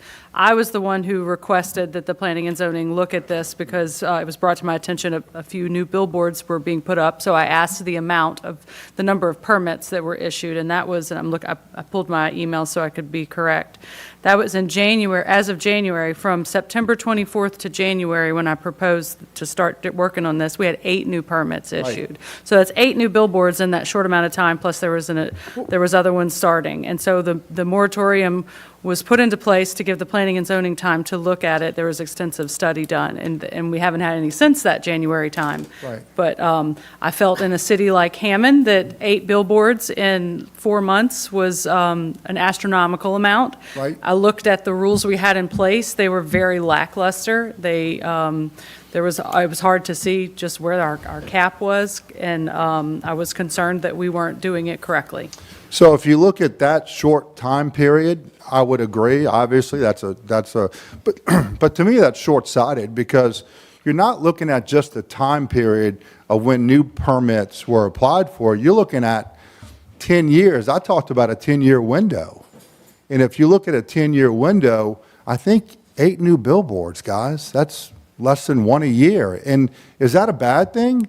Because it gives your constituency now an option. They can call more than one company. It makes sense, right? If they want to advertise their business, their service, their charity, their 30th anniversary, their son's or daughter's graduation, whatever it may be. And so that's why fair trade, I think, is important. And so these 8 new billboards, I think, is a good thing, because it gives people options. See, when businesses compete, the community does better. Otherwise, you have a monopoly if you just have one business in town. Does that make sense? It does make sense. I think it's just a differing of opinion, because there's other people that say billboards are not attractive. We don't like the way they look. We have too many of them. So that's where this started. Mm-hmm. Technically, I wasn't trying to get to the point where we have no more billboards. Right. It was, the permitting process was basically non-existent. It was there, but it really wasn't addressing our needs, I felt. And so obviously the Planning and Zoning Board felt that as well. And so they put forth, and it came back with option 1. And then option 2 was created by our city planner after a thorough study of how many billboards we have, including non-compliant ones. And her survey of billboards showed we have just a massive amount of billboards in the city. So if billboards weren't a good thing, then they wouldn't be around. The pillars of your community, whether or not it's the college, the car dealership, the restaurants, the places that you go and that are part of the fabric of this community, if they didn't support billboards, they wouldn't advertise on billboards. So if you look at that dashboard, the question's been answered. The community supports billboards. Otherwise, there wouldn't be billboards. And if you're so against new billboards, why does the new regulations call for new LED billboards? And what I find is alarming is that it just bump stocks new LED billboards. That would only be option 2. Well, Right. yeah, but which bypasses the variance process, which means you carve out city council. So then the neighborhood community associations, they don't have any say in if there's a new billboard or not a new billboard for an LED, because they've been carved out, and you've carved out yourself with option 2. That's why none of it's good. And apparently the person in charge of all this is not here to speak about it further. And I think there's plenty of questions on hand. I just can't imagine that this would get voted on. Well, I think this is the first time I've seen you. We've had this debate Sure. 6 times in different meetings, so I think that's not accurate, that, there's a lot of questions, because Right. that's why I feel like it's time for us to go ahead and move on this, as we've talked about it so many times, quite honestly. And, planning and zoning, it was talked about quite a lot, too. Did a lot of people show up for the meetings? Really, the only people that showed up to care were billboard owners. Okay, so a lot of people didn't care about it, is that? That was my take. I mean, that's just my impression, So obviously. billboards are not a problem, or they are a problem? I mean, if no one showed up, I'm just trying to. If I could interject. So part of the reason that we're even considering amending our Unified Development Code where billboards are concerned is because there was a concern that, as Councilwoman Gonzalez noted, that we had too many billboards in Hammond. So what this ordinance attempts to do, at least the second version, is regulate what we have and provide a mechanism to reduce the number of billboards so we don't have too many billboards in Hammond. Now, to your point, and I have spoken with the city planner about this, again, she would be here other than the fact that she's attending a training in New Orleans for continuing education credit. There is not a provision in option 2 or option 1 for new billboards from a company that is not already operating a billboard in Hammond.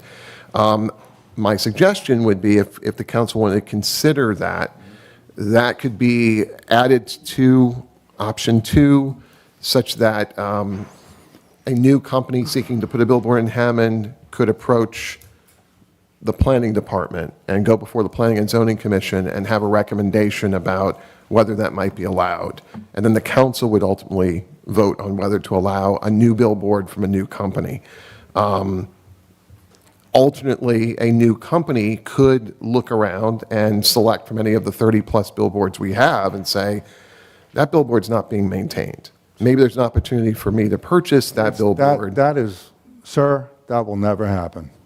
Because, I mean, I appreciate it, but you just got to understand, we compete with each other. Sure. We compete with each other for the benefit of the constituency. And when they have other billboards that they can call and get prices, the community does better because they get the best location, best terms, and best rate. So another billboard company is not going to sell me their inventory so I can go put up a billboard and then compete with them. One of the things that is addressed here is, we'll call it an abandoned billboard. So if there is an abandoned billboard in Hammond, that is going to be addressed if option 2 is approved. That's interesting you said that, because if there's an abandoned billboard, then it should automatically get taken down. Well, it would either be taken down or the owner would have to renovate it. So there might be an option for a company that's not currently doing business in Hammond to step in where that other company isn't willing or able to take care of the abandoned billboard. But like I said, They're I not think, going I to, they're think a not going fair- to put a competitor in business. Perhaps. I think a fair You know option this. for consideration, if the council wanted to consider option 2, would be, like I said, having an option there for a new company to go before planning and zoning for a recommendation that could go back before the council for approval.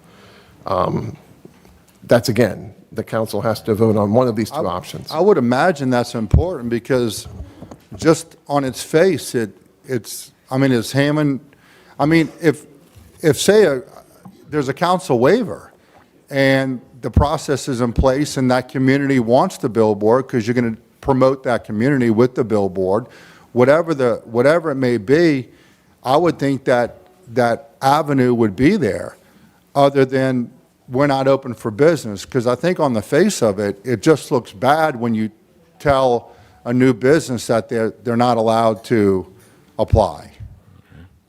To me, that doesn't make business or sense. Thank you.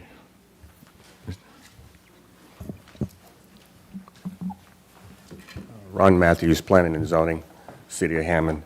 A couple of things. One, our collaboration on this particular issue had nothing to do with competition, nothing to do with vendors or anything of that sort. After we had, our city planner had completed a very in-depth study, and we realized the number of billboards we had in the city of Hammond. We realized the number of billboards that were in need of repair or to bring back or brought back into compliance. This particular issue was looked at a little harder and a little deeper. Just for the record, there are neighboring cities and municipalities that do not allow billboards at all. So, number one. So that billboard ordinance number 1 was something that I personally offered up. My thought was, from this point forward, not to allow any more billboards in the city of Hammond. For the optics of the city, and keeping in mind that the billboard issue is step 1 to a global process that we're going to be looking at for a total revamping of our total sign ordinance. This is step 1. So we're going to begin here, but we're not going to stop here. Secondly, we offered up option 2 for consideration to the council as well, which would allow for new billboards to be put into the city, but they would have to address and comply with some of the items that's listed 1 through 9. So we have 2 options. From the planning and zoning perspective, I think we've offered up what we feel is adequate based on the direction that the city of Hammond is going. We understand that some things are not pleasing to all vendors. We get it. But you look in where you are right now in downtown Hammond, billboards are not allowed. When you look at the optics of a city, look at where the master plan of the city, the direction we headed in, we have to put some constraints on billboards some way, somehow, in order for us to be able to develop the city in the manner in which we're trying to develop it. So we have 2 options that we're presenting before the council, and I would hope that the council would move and vote tonight. Thank you.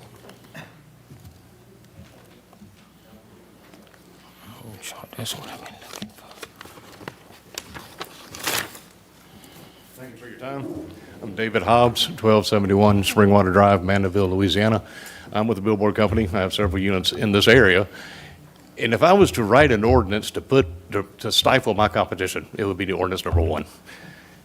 I would like more time to study ordinance number 2. I have not had very long to look at it. I noticed it when I got here tonight. So basically, if we can kick this down the road a little bit, that would be greatly appreciated. Any questions? When did you find out about, I found out option 2 when I was sitting here. where did someone send you option 1? Because they've been posted on the website. Well, that's on me, but Okay. option 1 is what got our attention, but I found out about option 2 today. Okay. And I do not do public speaking.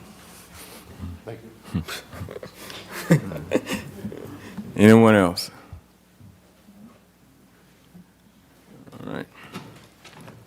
Hammond City Council, excuse me, regular session agenda, December the 9th, 7:04 PM. Roll call, please. Councilman Wells. Here. Councilwoman Gonzalez. Present. Councilman Divatario. Here. Councilman Leon. Present. Councilman Andrews. Present. Let's stand for our prayer, please. Eternal Father, we thank you on this evening. We give you glory, honor, and praise, and thanks just for who you are. We thank you, Father, as we enter into this season of gift giving, the ultimate gift that was given was through the birth of your Son, and we thank you for it. Father God, we thank you for health and strength in our bodies. We thank you for the purpose that you've put into us. I ask you to continue to bless our city, state, and country. I ask you to continue to bless this council, those districts that they represent, their families as well.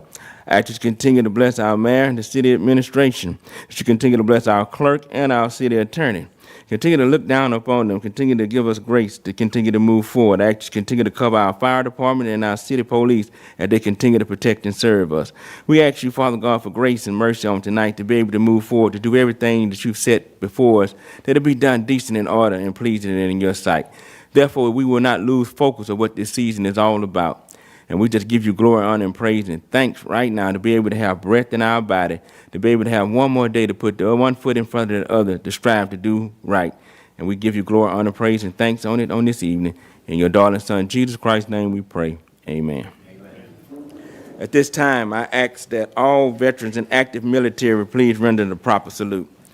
I pledge allegiance to the flag of the United States of America and to the republic for which it stands, one nation, under God, indivisible, with liberty and justice for all. At this time, I call for approval of our minutes from our November 18th meeting. I make a motion to approve. Second. Councilman Wells. Aye. Councilwoman Gonzalez. Aye. Councilman Andrews. Aye. Councilman Leon. Councilman Divatario.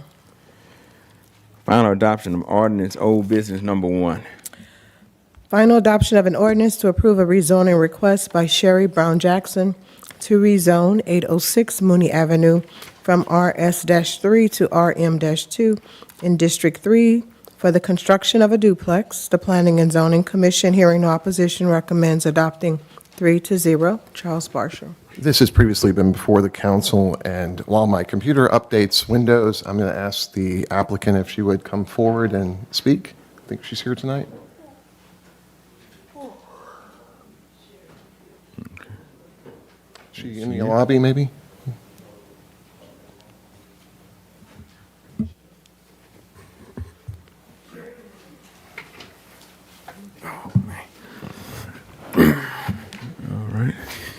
I'm not sure if she was going to be here tonight. I know we let her know this would be on the agenda at her request. I will defer to the pleasure of the council. She did call and say she wouldn't be here, but her mother would be here. Okay. Is her mother here? No, I don't see her in the audience. Were they here? Were they here earlier?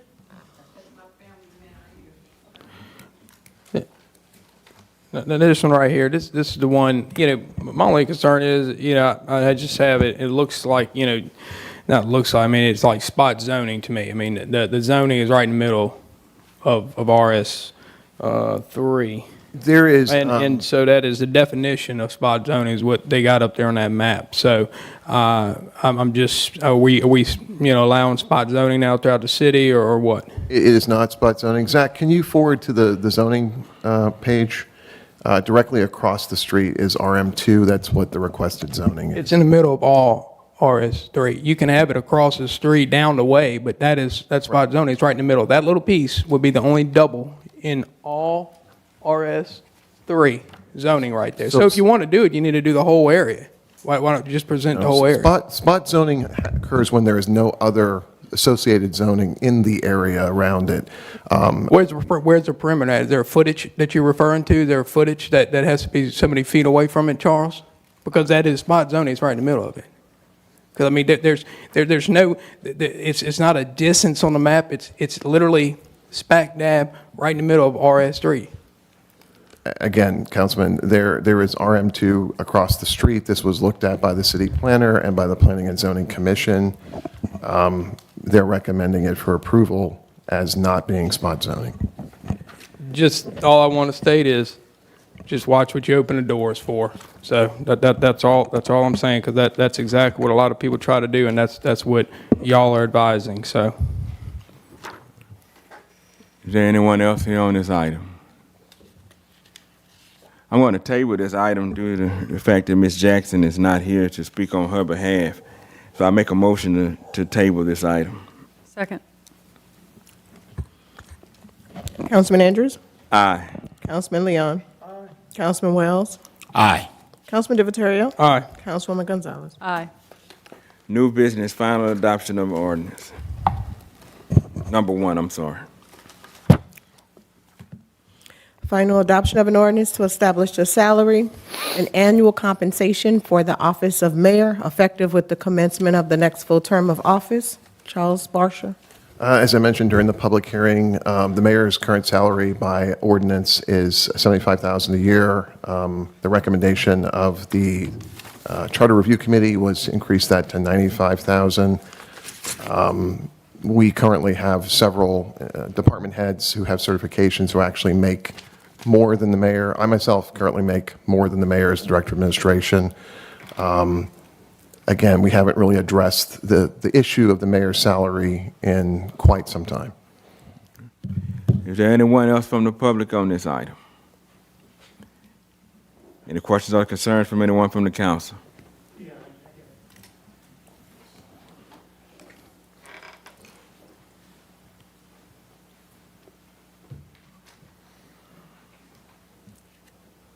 My name is Samuel C. Paul, 103 Garrett Drive, Hammond.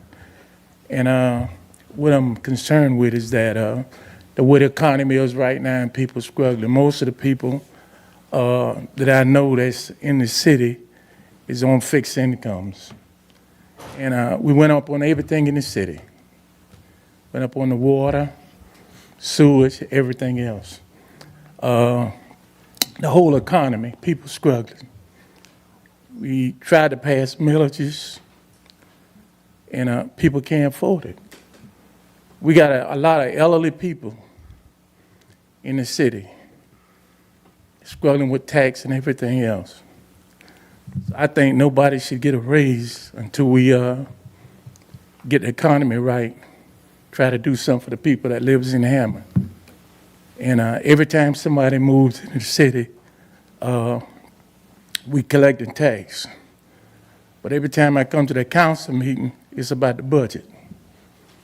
Until we can get our budget together, I don't think we need to do anything about giving anybody a raise. Even the city workers, they barely making it on what they get. So I think it's unfair right now to give anybody a raise.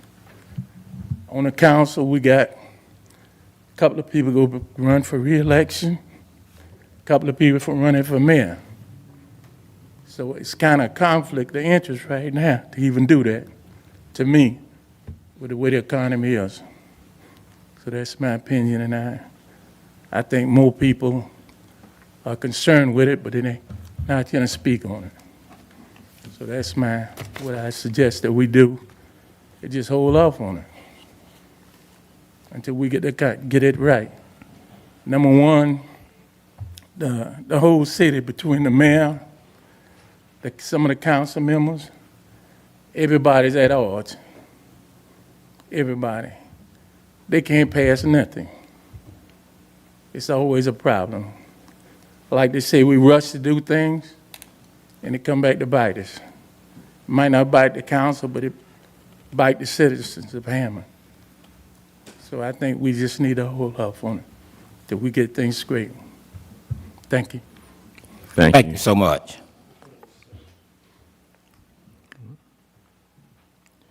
Anyone else? Pleasure to council. Make a motion to approve? No, I need to talk. Ain't no approve. Thank you so much, Mr. Paul. I agree with everything Mr. Paul say, and this shouldn't even be talked about if the mayor not here. He put it on the agenda. He need to be here to talk about it. It's not fair. We got two city councilmen are running for mayor. We got the mayor administration, she's running for mayor. It's not fair to sit here and give a raise to the mayor or the city councilman. That's the next one coming up. When I ran for office, I had no idea how much I was going to be making. And I think we got it all mixed up now that it's about the money. I ran for office to represent the people in the city of Hammond. I didn't run for office worried about how much I'm going to make, what I'm going to get. And I think the mayor, since he's not here, we don't need to vote on it. The mayor need to be here because he need to discuss it, because he know who he going to support for the next mayor. So he need to be here to discuss this here, instead of us trying to sit here and approve it. We got the city workers who cut grass every day. And Mr. Paul said it, barely making it. They can't even put money in the account because they don't have no money. I'd rather for them get a raise versus me get a raise. I know, Mr. Sapp. But I will say this here. It's amazing how this time of the year, and where did this come from, Charles? I want to hear you say it. What did the mayor get this here from? The dollar amount? It came from the Charter Review Committee that was appointed by the council. Yeah. And see, I don't want to say everything tonight, but this need to be tabled until the mayor here, because I have a problem with it. I truly have a problem with it. And it's amazing how he took all them things that the Charter Review had discussed. The Charter Review discussed A lot of good things. electing a chief. That didn't come up, but it's amazing. He's on his way out of office, but this come up. No, I got a problem with it. I truly have a problem with it. I think this need to be tabled and the next one need to be tabled, because the mayor need to be here to tell the people why he picked that we need to get a raise. The mayor need to be here to say why the city councilman need to get a raise. Yeah, so this not fair when we got too many workers that work for the city, is underpaid and overworked. So the only thing I'd like to comment on that, as I said before, this would not impact the current mayor or the current salaries of the council. The people that you see here today, the mayor, not impacted by this. This would be whoever's in office, whoever's elected to office in 2027. The mayor's salary was set at $75,000 by an ordinance that was adopted by the council in 2001. That was 24 years ago. The council's salary of $1,000 per month was adopted by the council in 2005, 2007. So also, almost 20 years ago. So the council nor the mayor have received any kind of increase in pay in, we'll say, 2 decades or longer. City employees, I've been here 13 and a half years. We've had salary reviews 4 times, I believe, and we've received raises 3 of those 4 times. The last one being in, I believe, 2021, which was the more significant one because we hadn't had a pay raise in, I think, almost 8 years. Look, the people who work for the city. We're all public servants. That is our calling. We don't necessarily do it for the pay. I agree with Councilman Wells, but we have people that have families and have to make ends meet just like any other person.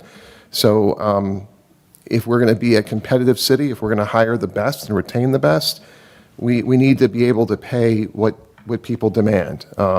As I mentioned before, with the council's input, we've now required our city planner and our building official to have certifications in city planning and as a building official. they're in high demand. They get poached. They're difficult to retain. They're difficult to hire. They demand high wages. And they're now making significantly more than the mayor. This is a question really for certainly the public to decide whether they want to pay the mayor and the council more. The way our ordinance is set up, this is not a question that can be decided next year. It has to be done, if it's going to be done at all, this year. If it's not done now, the next time it could be done is at the end of a 4-year term when the next election cycle comes up. So was that 2029, somebody said? So now we're talking, 30 plus years before the mayor's salary has been adjusted. That's just my comments. Yeah, well, once again, since the mayor's name is under this here, the mayor need to be here to talk about it. I need to hear his opinion and why he think the next mayor need to get a raise and why he think the next city councilman need to get a raise.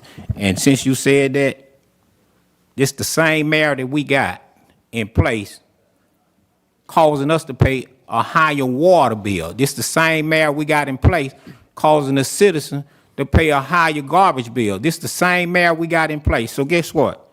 I'm pretty tired of these mistakes or these decisions that he's making and not coming before us. And Charles, you the same person sat there and said, in order to get these things done, these requests that you want during the budget session, that you need to vote on a higher water rate and a higher garbage rate. And Ms. Gonzalez, you the same person sat up there at the budget meeting, sat there and said we need to go up on the sewer rate too. So you know what? I got a problem. We started going up on the rate, and if we're going to do this here, let it go before the citizens of Hammond. Let them make a decision. Do they want the mayor to have an increase? Do they want the city councilman to have an increase? So, Charles, you can talk, but real stuff, the mayor put it on here. He need to be able to discuss it and tell us why. And I guess that's why he been making bad decisions, because he wasn't making enough money. But he need to be here to discuss this here, instead of you trying to discuss it. So realistically, there's not an opportunity for the mayor to be here to discuss this prior to the next year. I mean, what's the rule on that? Well, the rule is it's got to be voted by the end of this year to take effect for the next term of the next mayor in the city council. So it either have to be tonight or another meeting before the end of December. Well, like the mayor made a bad decision. That's my opinion. And I don't think the taxpayers need to be sitting here trying to cover a budget to accommodate a mayor, which is not about the mayor. It's about who we want in place to be the mayor. And that's why I say he need to be here where I can look him in his eyes and ask him, why this here? Why at the last meeting of the year? Why did this here time? What about the police? What about electing the police? Why that didn't come up? That's what I wanted to see, electing the chief. That's what I wanted. So I don't agree with it. And if we're going to sit here and vote on this here, we might well go back to Ms. Brown and vote on that. She not here. So we table that, so we might well vote on that then. I agree. Council Wells, they should be here, whoever presents something. I mean, I didn't run for the money to be elected, so I don't think any of us did. So, you know.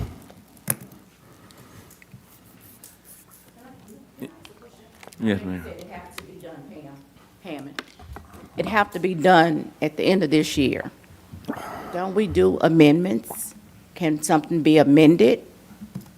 Because it seemed like it would be a conflict for you to have to sit on and vote for a salary that you may be going into a position for. So it can't be amended if they don't vote on it tonight?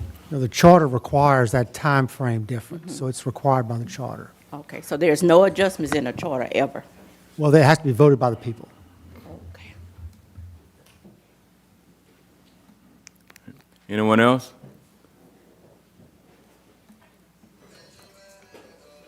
Michael Hawkins, Hammond, Louisiana. My question is, who determined for raises for the mayor or for the city council? It was done by a charter review committee we put together some years ago. They came back with those numbers. And so, is that a yearly or every 4 years, or when is that determined? And how do they determine how much an increase ought to be given? Do they evaluate it with other cities who have councilmen on the same scale or magnitude? Yes. That's how they determine. And so the mayor currently is getting, I believe you said 75? 75, that's correct. And then the increase is for? It would go to 95. To 95? And that's based on evaluating what other mayors get, or is that just a number that comes up? My understanding is that, as Councilman Andrews said, the Charter Review Committee that was formed by the council a few years back looked at other cities of our similar size, complexity, and came up with that number based on what they were seeing in other places. So according to the charter, how often does the council and the mayor gets a raise? They only get a raise if they vote a raise, but they can't give a raise to themselves. They've got to give a raise only for the next group who's elected. Okay, thank you. Was my question answered, would it be a conflict to these two people? Was my question answered, would it be a conflict for them to vote tonight on this? No. And, okay. The other thing that I find sometimes interesting when we have conversations about pay is I always look at, like, what is $75,000 and $2001 worth today? It's $137,000. So we haven't adjusted $75,000 for inflation. What's being proposed here is significantly less than $137,000, just as a point of interest. Well, Charles, you were picked for your job. I got my job by being elected. So the people picked me, and it was more than one. But you was picked by one person, that was the mayor. And you doing your job. You supposed to talk on his behalf. But if the mayor gonna put this on here, the mayor should have been here to explain to the people why he feel that the new coming mayor should get this amount. So that's all I'm saying. And I voted no last time on this here, and I'm going to vote again tonight, no on this here, but this shouldn't even be on here, and the mayor not here. The mayor knew, what, 4 weeks ago, that this was coming up. So he should have been here. That's what the people can hear from him and his opinion and what he think about it.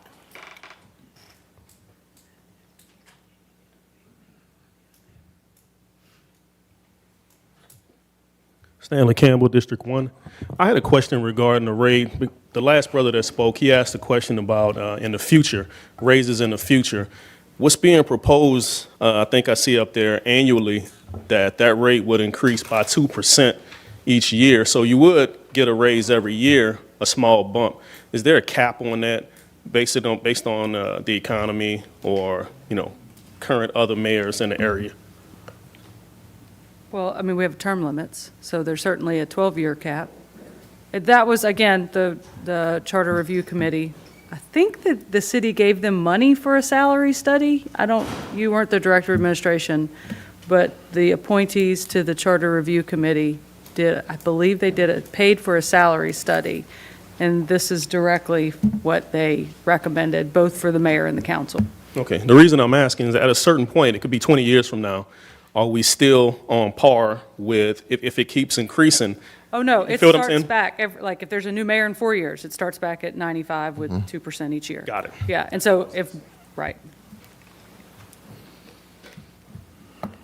Sal Nicolosi. I'm just thinking maybe we ought to table this tonight because the mayor's not here, number one. And number two, I don't know how much more he is expected to get the next mayor coming into office. Do you have any numbers on that, Charles? I'm sorry, numbers for? Salary. The salary was $75,000. If the council doesn't approve an increase. Wait a minute. It'll be 75,000. You said they were starting off at 25,000. No. Years? 75. It's 75,000. But now per year. 75. It's 75,000 per year per the ordinance that was passed in 2001. In today's dollars, that would be $137,000. But whoever takes office in 2027 will make $75,000 a year, unless the council votes to increase the pay. Okay, well, I didn't quite understand it, but I'm glad you got me straight on it now. So I still say we should need to table this. Thank you. Yeah, Charles, any way that you can call the mayor, since you are messing with your phone, and put in where we can hear what he have to say about this? I don't know where the mayor is right now. He's out of town attending a conference. I'll have some pretty exciting news to share from that conference later tonight. Some of you may have already seen it on Facebook. Again, this does not impact the current mayor. This is the current mayor. I've had conversations with him wanting to ensure that whoever comes in as the next mayor is being paid a little bit more than what the current mayor is being paid. It's not enough. I will tell you, it's not enough. When we have department heads now that are making more than the mayor, to me, that's not right. It suggests that not that department heads are making too much. We had a salary survey that showed that department heads should be making what they should be making. But department heads are paid separately from the mayor. The mayor's salary is by ordinance, and unless you change the ordinance, the mayor will continue to make $75,000. 50 years from now, if we don't change the ordinance, it'll still be $75,000. When all of us are making, $250,000 for what is a $30,000 a year job, the mayor will still be making $75,000. That's the mayor's choice. He decides to run for mayor or whatever. You're absolutely right. Oh, I'm sorry. The mayor is calling in. Hold on. I will put you on. Hold on. We're going to try this. Oh, no. All right, let's see. Hold on. You on speaker. Okay, ladies and gentlemen, this was put on the council agenda because after December, it will take another year or so for the mayor or the next mayor. This does not benefit me. It does not benefit any of you. Tracy Wells was on the committee that went out and researched this along with that paid survey that we did and agreed it was their numbers, 95,000 for the mayor, that this was the right salary for the position. So this is up to you all. It's on your plate. If you vote for it or against it, it's up to you. But if you don't do it by the end of this year, then it'll be done years down the road. So this is an opportunity for the next mayor and the next council, not us, to benefit for. And this was a study. And I would hope that Tracy would get up and say she was part of the committee and this is what they agreed on. And this is what is right for the next group of people that are going to run our city. Thank you so much. And you know what? It's amazing. They had 6 people on that committee, but my wife's name was called. And since we called the names out, Lacey was at all those meetings, and Lacey was recommending stuff to the person the mayor picked. But it's amazing how my wife's name was called, and I'm so glad from this point on, I don't care who it is, I'm going to call their name. And the mayor, not only one time, he said it 2 times. No, be quiet, I'm talking now. Charles, you better put him on mute, because guess what? I'm not going to stop talking. But Mr. Andre, I like when I say something that you correct me, that we don't need to go down this here road and stuff. But you just heard my wife's name called twice. Yeah, she running for mayor. And guess what? She's not running for the money. My wife, as of right now. Vote your vote. No. As of right now, my wife make $175,000 a year. And I know she's going to get mad at me. She's running for mayor to make a better Hammond for everybody. She's not running for the money. So she's not worried about how much money that she going to make as being the mayor. She want Hammond to be better for everybody.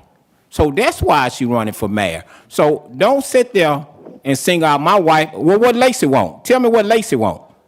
Don't have a clue, but she's. Oh, yeah, right. Well, Yeah, so that's what, see, and then you know what, Mr. Andre? Now, you know, he shouldn't even be on the phone, and I was just gonna see what they're gonna go along with it, but I see he went along with it. He's supposed to be at the meeting if he has something to say. He shouldn't even be on the phone, but I just wanted to see how far we're gonna go with You this asked here. me to be on the phone. I know that. I need my lawyer to be on the phone, but I can't get in touch with my lawyer. It's your right to vote on it. Vote on it or don't vote on it. This is something that was well thought out and well done by committees and a paid search. Well, we asked you to vote on too, electing the chief. Well, why that didn't come up tonight? Why that didn't That's come the up? vote of the people. The Yeah. vote of the people need to do What that. the Not the same vote of thing, the these council. salaries need to go before the people. That's what we need to do. Yeah, you sat there and did a garbage contract and you didn't talk to the city councilman. And look who feeling the effect. The people in the community feeling the effect of the garbage contract that you did 4 years ago, just in case you forgot. And it took all the way up I to didn't this. forget the fact that you were the one that went ahead and obstructed the agreement that we had with them and cost us more money. All right. Oh, no, I didn't. I didn't agree on none of that. I voted no. And if you go back and look at the record gonna show. Hold up, Water and let's sewer deal with what we and got in front of us. The garbage and all of that's not Tell in front of us. Charles to hang up. All right, Hang up, Charles. all right. Let's Well, see, let's Charles, move. he's still talking, kid. Let's move back to the adoption of number 1. They still talking over there. Thank you, Charles. Anyone else from the public got anything to say on this ordinance?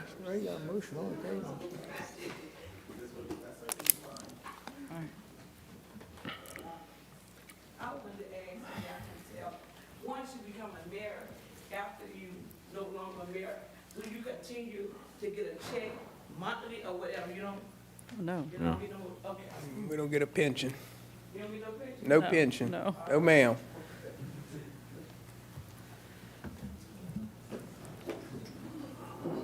All right.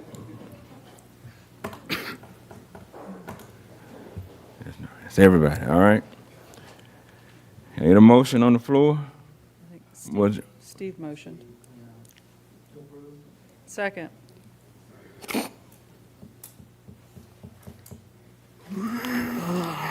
Councilman Wells? No.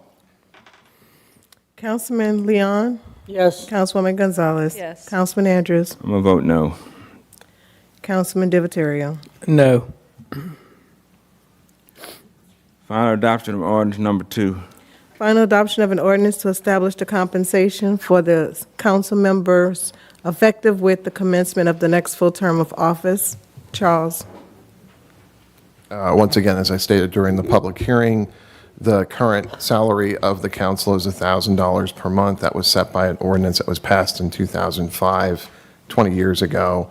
If you took that $1,000 today and adjusted it for $2025, it would be $1,600, almost $658.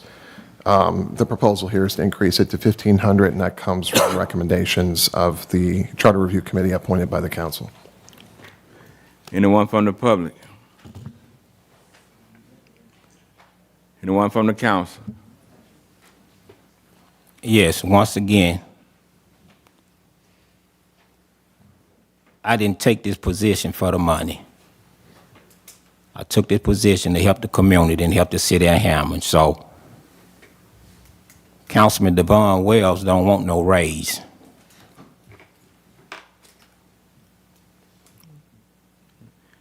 Anyone else? Can I get a motion on the floor?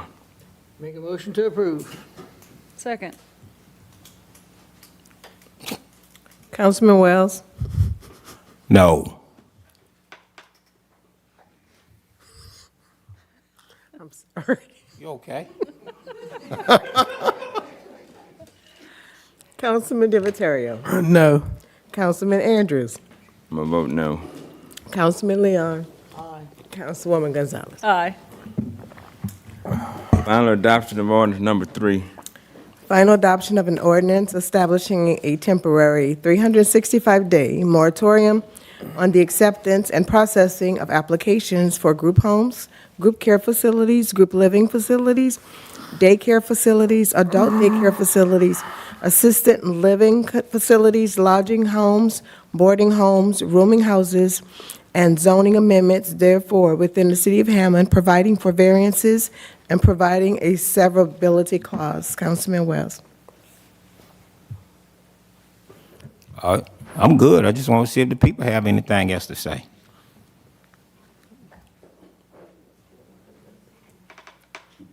Anyone from the public have any questions or concerns on this item? Anyone from the council?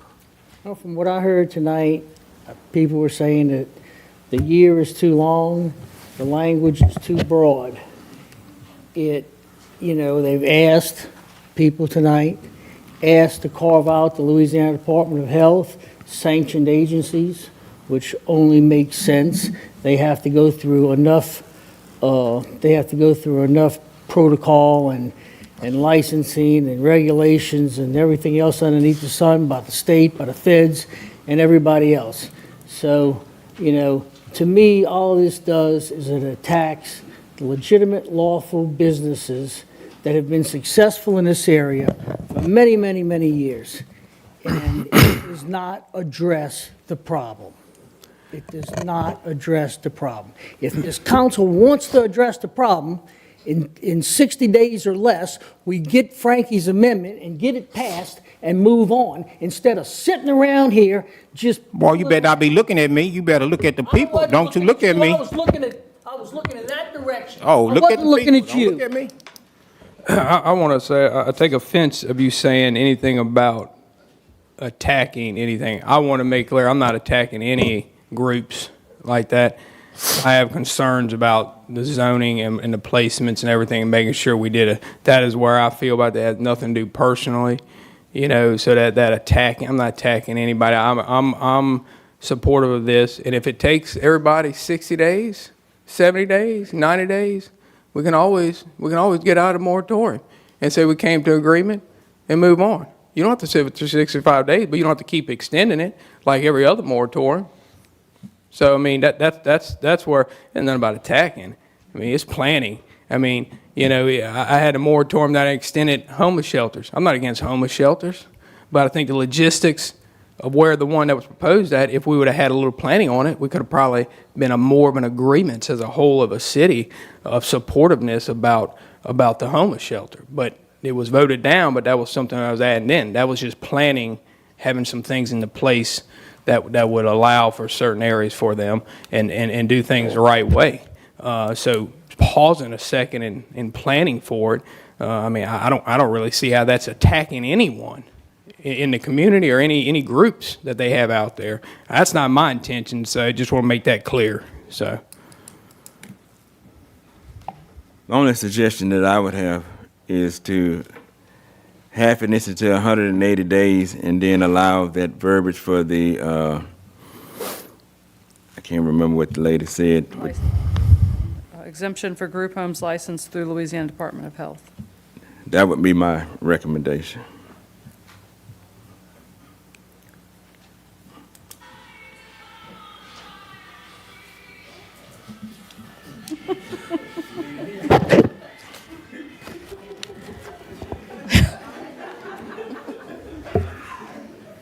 Again, Pam, Hammond, I just say take the time that you need to plan. If you're going to stand for something, stand for something. I don't think you need to have, and I don't think you need to do this. If you're just going to stand, because some homework needs to be done. You, in your area, you've had houses that they can't even control. So I think you just need to take a stand and take the time that you need. Like Sam said, if you have come back to the table and say, we don't need all this time, good. But don't let nobody rush you in planning and zoning. I've heard all the complaints. I wish everybody would come into our city when there's a need for sewer and every other thing that's needed. We get all these Fair Housing Acts and all these things that come up. But the whole picture, take a stand. Take the time that you need to get what you need. And for a whole year, you've been asking the city to remove houses. And then nothing's in place. So take the time that you need.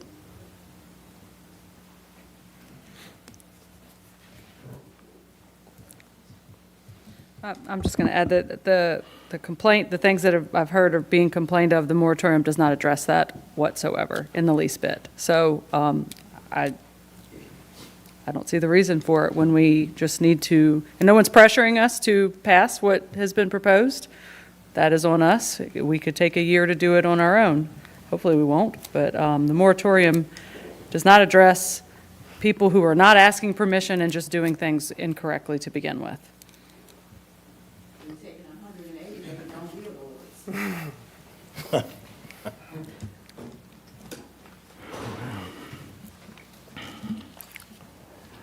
All right, anyone else?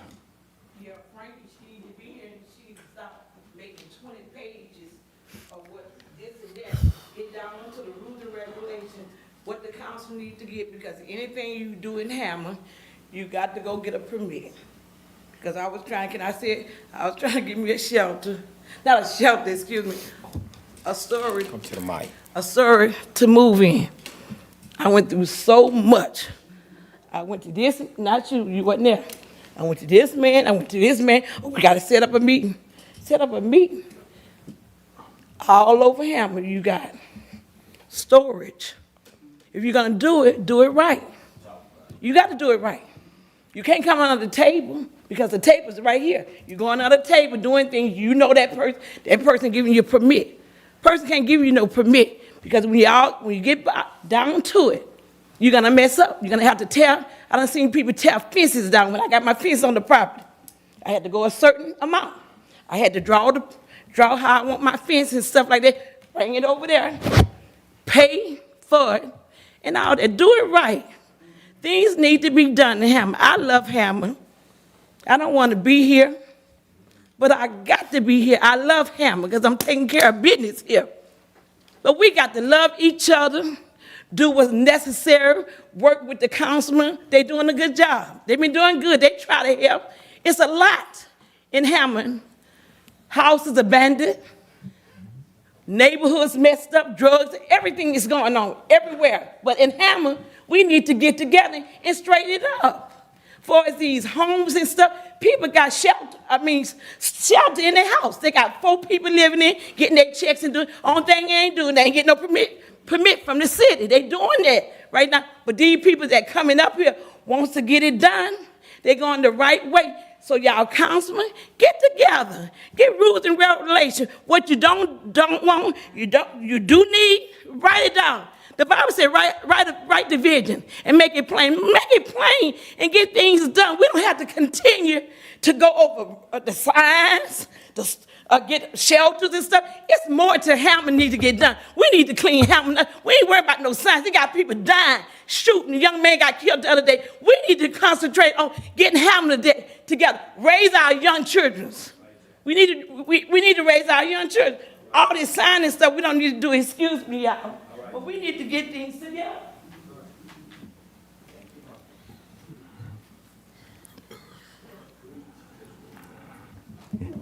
Anyone else from the public?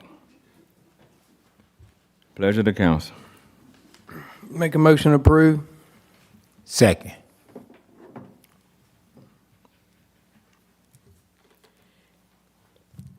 Excuse me, Councilman Wells. Aye. Councilman Andrews. Aye. Councilman Divatario. Aye. Councilwoman Gonzalez. No. Councilman Leon. No. Charles, could you put some dates together with some stuff we could look with Frankie over the next couple of weeks so we could start looking at what needs to be addressed? So we Absolutely. And I won't be think, kicking this can down the road. other than the holidays, I think Frankie is available. I got that part. At your convenience. I know she made herself available last month, and I think she met with most of all of you. But if there's additional discussion that has to be had, she's willing. I'm willing. We want to get this resolved. All right. Final adoption number 4. Final adoption of an ordinance to amend billboard requirements in the Unified Development Code. Charles Washer. We talked about this a lot earlier. Again, there are two options before the council. We've been referring to option number one, or billboard ordinance number one up there, as the no billboards option, and option number two as the regulated billboards option. Scott Jones, Jones Signs. On option two, a couple of suggestions.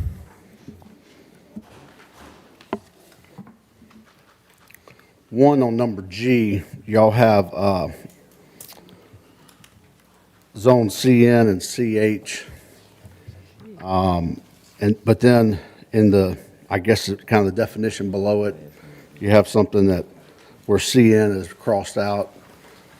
Kind of contradicts, just making sure we get clarity on that. But on the conversion of static to digital billboards, this is language used by some of the larger billboard companies in America, all over the United States.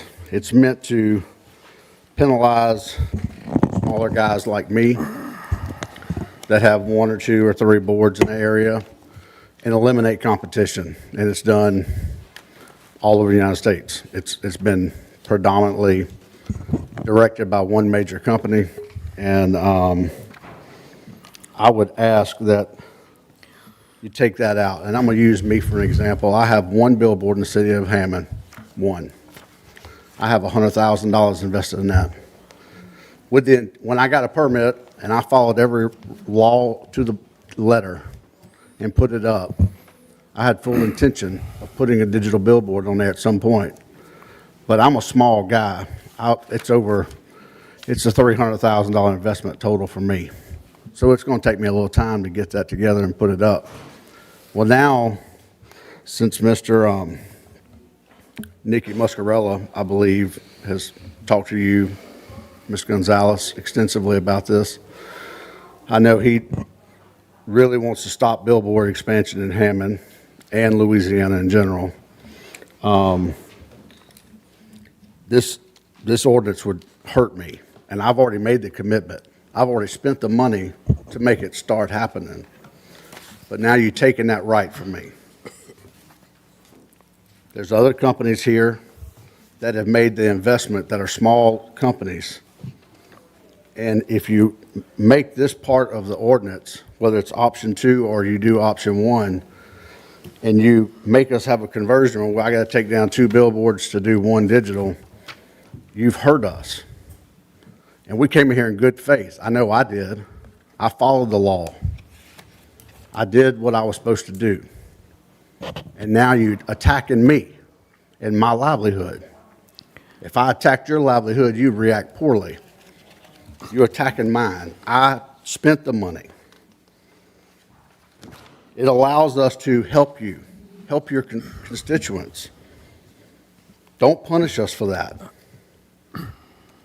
If somebody's not doing something, I've heard said by many people in planning on this council, by the administration, that there's stuff in non-compliance.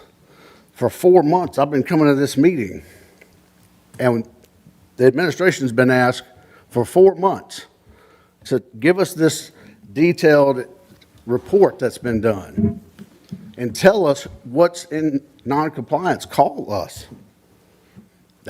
Do we have that, Mr. Charles, by chance? Yes. That's readily available for us tonight? It's been furnished to the council. I can tell you which ones are non-compliant. There aren't actually that many that are non-compliant. There aren't that many? How many? Give me 1 second, I'll pull it up. There are not that many that are in non-compliance. Give me 1 second to pull it up. So while he's doing that, I'll finish a couple changes I wanted to make. 300-foot setback from residential zone. In some scenarios, in some, y'all have 500 feet. 300 feet is reasonable. That's a football field. And in some cases, and this is stating that it's to the edge of a property. Well, you could have a piece of property that doesn't have any residents on it, any houses. Usually, like in Baton Rouge and stuff, a lot of places it's to the structures in some cases. But I would consider looking at, I would like for y'all to consider looking at 300 and 500, and you have different things in different sections. Of course, the conversion of the static to digital. And then the last one is talking about billboards on the interstate. You have a 3,000-foot radius in there. That means if a billboard is within 3,000 feet, that's over half a mile of that billboard, you can't do it. Now, that essentially eliminates billboards, period. So, everywhere else you have 500 feet. So, I would say let's change that to 500 feet. 3,000 feet. I mean, I have nothing to do with a board 3,000 feet away from this board over here. Nothing whatsoever. You also say on setback from interstate roadway, 300 feet from center line of interstate roadway. That's pretty subjective. Which travel lane is it? Is it the median? Or is it the closest travel lane? Is it the farthest travel lane? A lot of ambiguity there. You also have a 25-foot setback from the right-of-way. State of Louisiana DOTD is 1 foot. Most municipalities are 10 feet. This is 25 feet. I would say moving it into 10 feet is a little more reasonable, just to be in line with pretty much everybody else. And of course, the state of Louisiana is 1 foot on the interstate right-of-ways. Those are my suggestions for changes. Some of those just conflict with each other. So I think you open yourself up to some litigation as well, since you have some confliction in there. But I think putting in some standards to address the planning commission, I think there's nothing wrong with that. I'm 100% in favor of that. But just to outlaw it, take my rights away from me for following the law and doing what's right and playing by the rules is just not right. It's not American. It's not who we are. But y'all get to sit up there and be judge, jury, and executioner. And that ain't fair. Mr. Charles, did you happen to find that? Yes, I'm sorry. So there are a total of 3 that are piggyback. That's 2 billboards on top of one another. Those Double are stacked. double stacked, I think is another term that's used. There are 3 of those. So those actually do not conform with existing ordinances. So how they were erected, I can't tell you. They were erected many years ago. There are 2 other billboards. Excuse me, Charles, what are those addresses on those billboards? The double stacked are 414 West Thomas, 2613 West Thomas, 1700 CM Fagan. And then it's 1 billboard that is erected less than 500 feet from the nearest billboard. I'm pretty sure that one would be grandfathered in under option 2 if option 2 were adopted, or potentially under option 1. It was permitted by the city, but unfortunately, I'm not sure how, but someone missed that there was another nearby billboard within. It should have been 500 feet away, and it was actually like less than 300. So that's a total of 1, 2, 3, 4 out of roughly 31 billboards in the city limits. There are billboards that are like on University Boulevard that are outside the city limits that many people associate as being city. They're not actually within the city limits. These are simply the billboards that are inside. So there's not as widespread, abandoned, dilapidated, all non-conforming that's been made out to be for the last 6 months. Because, I mean, the way I hear it from various people at these various meetings is that most of the boards are not conforming, or they're dilapidated or abandoned. I would disagree with that. I mean, I attended the last planning and zoning meeting, and Frankie specifically mentioned, she called it piggybacking, and I think someone from the billboard community actually referred to it as double stacked. They hadn't heard the piggyback name. But those are the ones that, as far as I know, she's been highlighting as ones that are non-conforming. The only other one on the list is the one that's within 300 feet of the nearest billboard. So did they get permits for that? The non-conforming recently ones? per- that The was- non-conforming ones that are stacked and all that? The double-stack billboards were installed many years ago. I can't speak to Yeah. how they were approved, if they were approved. Have we sent notice to any of the ones before that are not conforming with the regulations to do anything about the ones that are not? We have not yet. I think we were pending the decision of the council. If the council adopts one of these two options, then the non-conforming billboard owners would be notified. I don't believe they've been notified yet because we've been waiting on. Yeah, but I mean, they're council's non-conforming, they've been non-conforming. I mean, it wasn't, I'm saying like they've had issues, like they didn't conform to the rules we had on the books currently. So for the years that they've been there, I don't understand why that wasn't, One of these. why wasn't that given notice to those 4 or 5? One of these Charles, would I was be- trying to ask Charles something real quick. I'm just saying, one of these was one that was in the parish when it was, and then it got annexed in, so you can't make them take that down. That would be grandfathered in. I'm looking at the addresses you gave, so. I want to add one other thing, and I'm going to be done. Thank you for the time. Back in the summer when when I understood what was happening exactly and go into the planning commission meeting, I went and did my own survey and looked at everything in the city. I just wanted to understand what all was going on for my own self. 65% of the billboards in the city of Hammond belong to Lamar. 14% belong to other, meaning there's no branding. Some of them are falling down. I mean, literally falling down. Company Bayou, 8%. They're here tonight. Out front, they have 6%. Hedrick has 4%. DigiClam, my company, has 2%.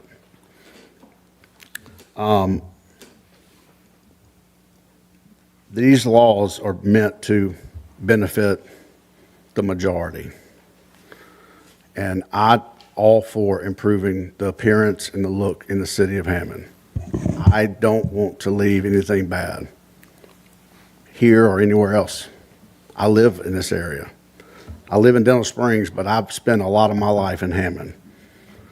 And I want it to look good. So I applaud the effort by planning and by you to make changes. But don't take my rights away from me. That's not right. And I ask you not to do that. Thank you. Sir, I want to ask you a question. Look, I heard you say, explain to me, you said something about 2 signs. You'll have to take 2 signs down to put 1. Explain it to me, please. So if you look at option 2, at the very bottom here, it says to convert a static, that means one that just has a face that doesn't change. Okay, it's whether it's printed or it's a vinyl or whatever. You have to, if you want to change that to a digital billboard, the electronic billboard, you have to take down 2 structures, which double the square footage of what you have. So like for me, I have 1. I put it up before any of this discussion started. I paid for it. I got my permits before it, with the intention of putting a digital up there. Now I can't do that because I only have 1 billboard. I don't have 2 billboards to go tear down, nor do I want to. I mean, a company here that has 4, they don't want to go tear down 2 structures to put up 1 digital. I mean, they've got a big investment in that. That's a lot of money that we invest. You invest in your businesses, we invest in ours. And so this is something that they do to reduce the number of billboards in the community and reduce competition, period. End of story. That's all it is. So what happens, it's some of the big conglomerates, they go get a municipality, and they've been doing it all over the United States, to do what y'all are voting on tonight. And then those big conglomerates, after these laws are enacted, they come to me, they come to these little small guys, and they say, look, you can't do anything. Just sell me your stuff. And they just force me out. And they force them out. Memphis, Tennessee, most of the competition's gone by one company, took them. And what happens is, when that company owns the monopoly in that city, now they set the rates. You don't have DigiClam or Media Choice or Bayou or Hedrick to say, I don't have to get premium dollar. I'm okay with just being full and helping you and working a deal out with you. And I'm not saying they won't, but if I own everything or the majority, you don't have a choice. You're going to pay the rates I said, or you're not going to have it. Does that make sense? So that's why it's good to have competition. Makes it fair for everybody. Did I answer your question? Man, you went way long answering. You kind of lost me too in the meantime. I'm sorry. No, but you good. But no, Councilwoman Gonzalez, you understand what he's saying? I do. Okay. Because I know you the one put this on here. Mr. Ron, do you have anything to say about this? No, we offer up 2 options. So y'all offer 2 options. Okay. Yeah, because I mean, dealing with competition is good. We set it up, only one person can run anything, we truly have a problem. And that's with anything going on, you know. I appreciate your time, and I know you by time. Yeah, no, sir. Yeah, you can come up. I appreciate your time in coming out, and you shouldn't have to come to every meeting, but you see how important it is if you miss a meeting now. And again, I appreciate everyone's time and effort. I actually have 0 billboards in the city of Hammond. And I've been in the area for 10 years. I may go another 10 years without even applying for a billboard permit in the city of Hammond. I'm actually here, I think it's a principal issue. And what I'm confused about, or not so confused about, I mean, I heard Representative Nick Muscarello, I heard his name come up. Where is he? I mean, what's the driving force behind this? And if they're so proud of this, how come they're not here tonight? I mean, usually when you're proud of something, if it makes sense, you're here. I mean, I don't see them. He didn't draft this. This isn't Nikki's. But is he for it? I presume he is. He asked for something was. far Who else more is behind it? restrictive. Well, I mean, I don't know. You tell us. so But whoever it is, they're not here. I'm not saying no one's behind it. Okay. Okay. There were 8 of them went up. We have 30 in the city. All of a sudden, 8 went up. Okay, we got complaints. I In know the last Steve, you 10 got years. some complaints, didn't you? Yes. No, not in the last few years. Within Last 10 years. 4-month period, Right. 8 went up. Sure. Right? And we had 30. Right. So we said, whoa, I think we have a problem with our ordinance. We said, planning and zoning, look at our ordinance. They came back and said, get rid of them or do this other option, which is restrictive. Not get rid of them, no more. You can't get rid of them. But when you said it, And we've talked about it Sure. for 6 months. Right. There's been newspaper articles, conversations. and I've sent email. There, other than billboard people. Right. Or who are in the business, I have not heard any outrage of, don't do this, this is a terrible idea. I hear from other people in my district, like, yeah, we don't really like billboards. There's too many of them. Everywhere you look, they're there. We like downtown where there are no billboards. Sure. So that is the motivation behind it. So if it's been out there and it's been publicized, and people know that the vote's going to happen tonight, if there were a lot of people against it, I would imagine that they would show up. And my question is, where are they? There must not be a lot of people against what we're doing. No, That's my must not be presumption. a lot of people against billboards. Or a lot of people who are against this change. We had group homes, a moratorium on group homes. People came in and say, don't do this. But or do something different. You had also mentioned that there was a study on billboards. A survey, and there was an outreach, and who showed up for that? No, it wasn't. It was a survey. Someone drove around and documented them on a map. Wasn't there a meeting about billboards to talk about billboards? We've had 8, Did a 12 lot of people show up? No. Well, that's my point. I mean, I you get prove- it, except for the people who don't Okay. want any changes or So- who want limited changes. So I think, So now we're getting into the question of aesthetics. okay, so Planning and let's- zoning thinks that there should be something changed. So let's Now talk it's our about that. determination of what should be so changed. if you don't like a billboard in an area, then you say you can't have billboards in this area. You've done that with downtown, so you could also expand that to other areas. But you don't have to help monopolize the monopoly. I mean, when I look at this, you have the state of Louisiana, that's the authority on billboards. I mean, that's just a matter of fact. They deal with billboards in different parishes, in different cities, you name it, the entire state. No, There- every municipality or parish has their own rules on what you can do. But you also We are have- the authority on what you can do. But you also have to get a state billboard permit if you're controlled by a state thoroughfare. That's a matter of fact. Okay, we're talking about the city. I understand that, but it's a two-step process. So what I'm telling you is that the state, what I'm trying to explain is that the state deals with all kinds of municipalities, with different parishes and different cities throughout the state. They have numerous decades of experience dealing with outdoor advertising. There is a section that deals with outdoor advertising, and they're the authority. Their spacing on the interstate system is 1,000 feet. But somehow the city of Hammond is 3,000 feet. So you can say you have an option one that says we're going to put a moratorium on billboards and monopolize the monopoly even further, or you can say we got an option two over here. We're not going to put a monopoly on billboards, but that's exactly what you're doing, because you have all this crazy spacing, and then it's conflicts. I mean, 3,000 feet. I mean, I'm sorry, 300 feet, 500 feet. As the crow flies, a straight line measurement. I mean, it'll make your head spin. To me, none of it makes sense. And I've been doing this for 30 years. And here's something else.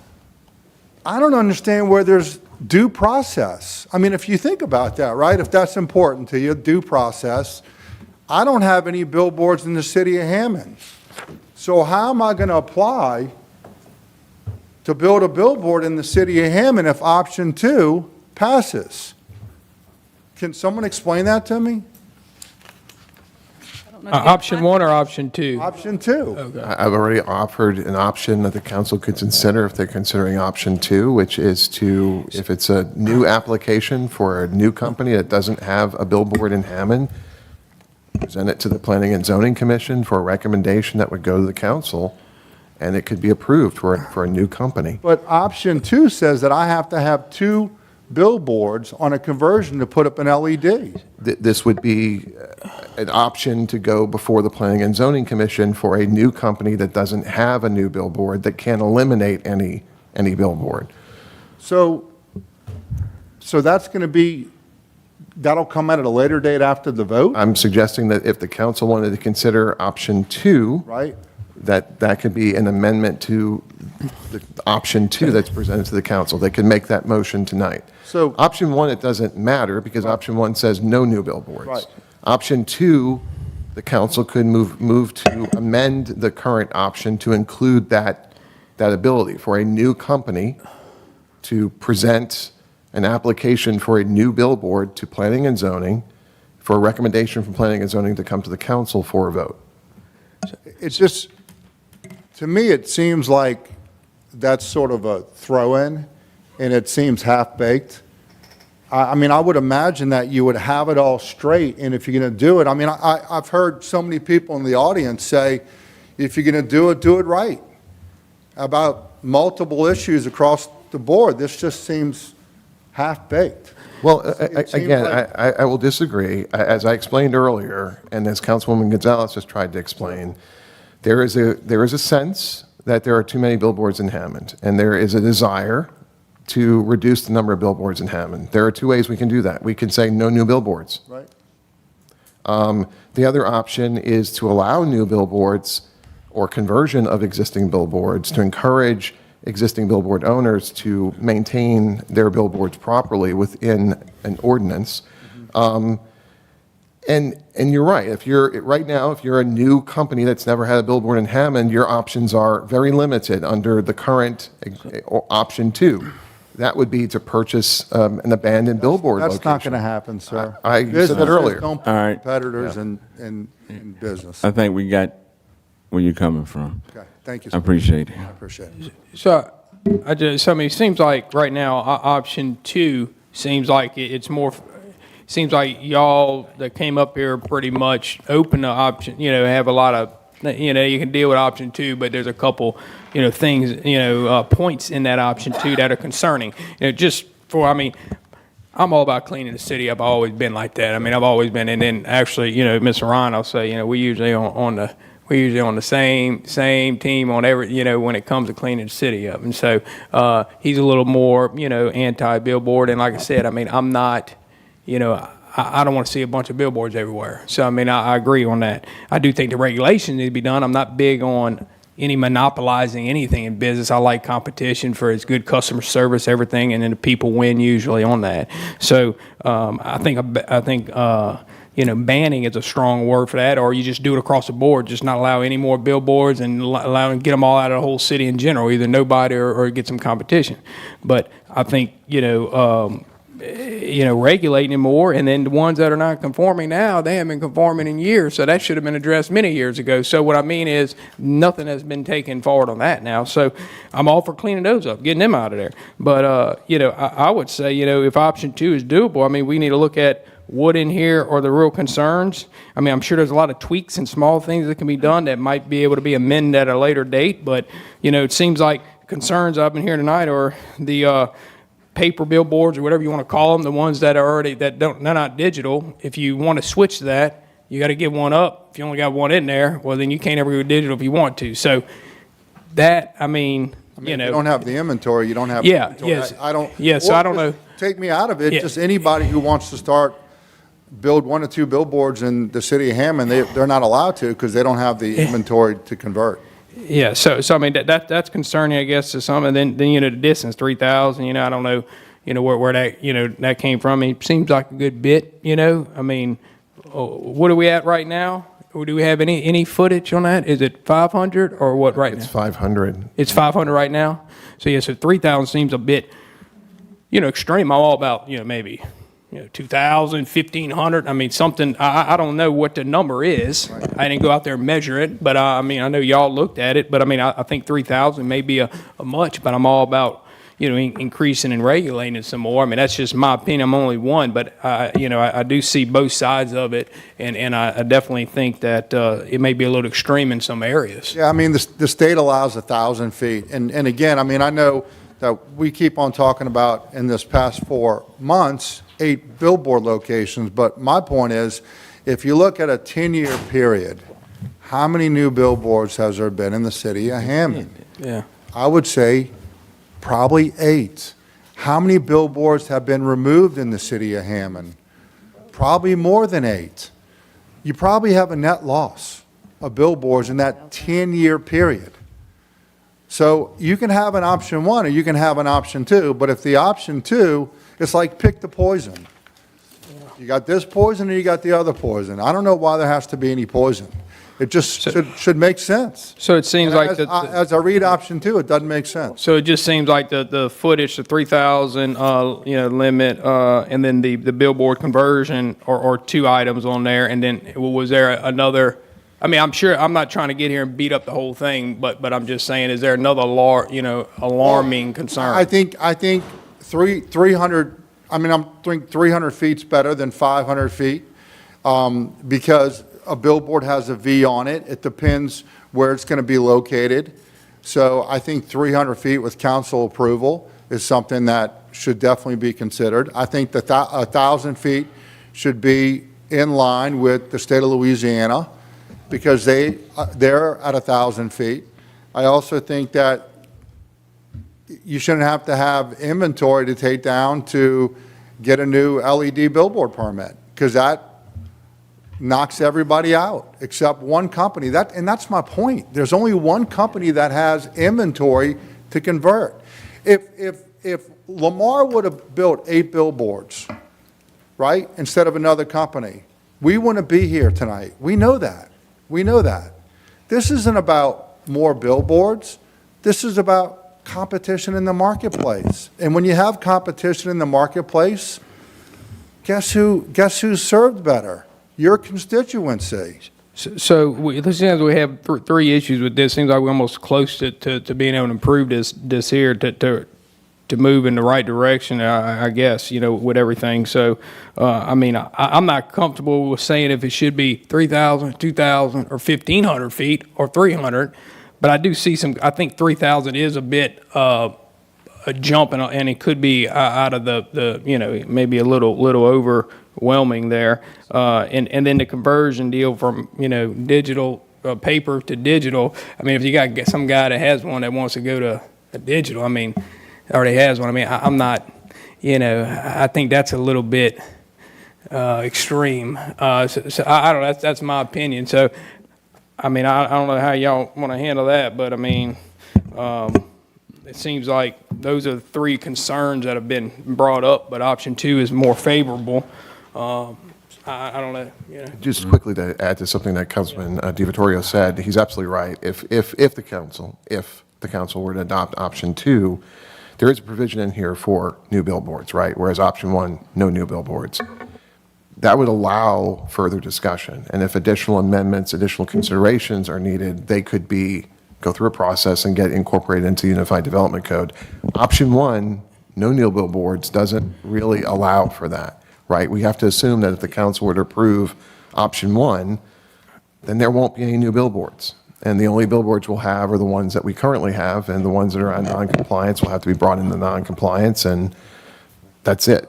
With option 2, at least there's room, if we find that we need to make adjustments to distances or conversion or whatnot, there's something now that we can amend. So, Andre, let me ask you this. Andre, if this is voted on, approved, can it be contingent upon 3 items, having like a time frame or something to have further investigation on seeing what can we vote to approve this with contingent upon those 3 items that have seemed to have been maybe some question? Well, you can always come back and amend it, right? So you can approve it with any changes you want to make tonight. Yeah. Or you can approve it, and you can always come back in at a future meeting and amend it. So that's up to you. That's up to 3 votes of the council. You bring it up whenever you want to bring it up if you want to make changes to what's approved. Because I know this has been going on for a long time now. Is it more important to do it right the first time and get it done correctly, or to half-step it? Let me just say this for the sake of time. And real quick, I'm sorry, 1 second, sir. About, image, and I hear image, from time to time. If you look at most of the great cities, whether or not it's in the United States, I was just in London, Paris, a year and a half ago. They all have a lot of things in common, and one of them is billboards. It's just part of it. It's just part of the community. If the community didn't want them, they wouldn't promote them. They wouldn't advertise on them. It's just part of the fabric of the community. When you look at a lot of the great cities in America, it's just part of it. Thank you so much. As it relates to the comment that Andre just made, that is absolutely correct. You could take, whichever option you choose and vote on, I would rather we do that. And because a lot of thought and a lot of research and study has been done by our city planner, and we don't have the luxury of hearing her side of how she came up with those footages, how she came up with what she came up with. However, I do understand one thing, that her decisions were purely made on the fact that we have an issue with the amount of billboards and the optics of the city. At any given time in the future, anything can be brought up, amended, or whatever the case may be. But right now, we if we're going to address it, we need to address it now. And I would not want to pull something that meant something. I would rather approve it as is and make adjustments in the future. Thank you. I'll be brief. I just want to address Name. I'm sorry, Paxton Morrow from Thibodeau, Bayou Signs. Just want to address option one only. It is, as it was stated, anti-business and pro-monopoly, 100%. That can't really be argued. I'm not sure why people in the city council or planning and zoning would be for that. So I've been to many of these types of meetings in different municipalities, and there's typically exactly like 4 people in the whole city that don't like billboards, and a $1 billion company that wants to push these kind of regulations. Option one's pretty outrageous. For every one Mandeville, there's 50 communities that are okay with billboards and have sensible regulation. On the digital conversion option, another thing I've seen in different cities, you can up the number, require 10 billboards to be taken down to 1 digital, but it doesn't apply to companies with 10 or less billboards. So not punishing the smaller companies. I think you mentioned or referenced one of our billboards that might not be in compliance. Correct. One of the newer billboards is actually within 500 feet. That would be grandfathered in. Okay. Under it's option within 2. 500 feet because another company was issued a permit for an on-premise sign that was converted to an off-premise sign, so it was a little funky. It's possible it was something like that, yeah. I don't Yeah, that's remember, I don't know the that's particulars of it, I just know that when it was surveyed, it was determined it was within 300 feet of the nearest billboard, but you Yeah. could absolutely be right. At the time, And, yeah. 500 feet, but then after that, yeah. Yeah, that's pretty much it. Thank you. Thank you. Anyone else?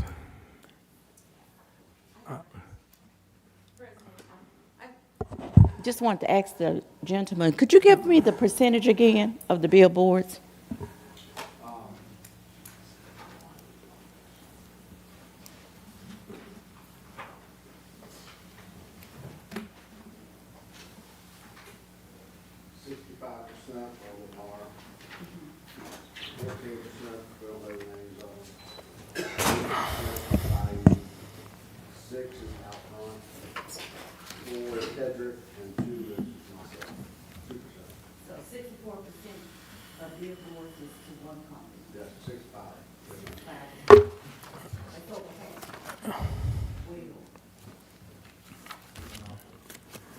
Anyone else? Anyone from the council? I just want to address, I'm not pro-monopoly, I'm pro making the city look better, quite honestly. So.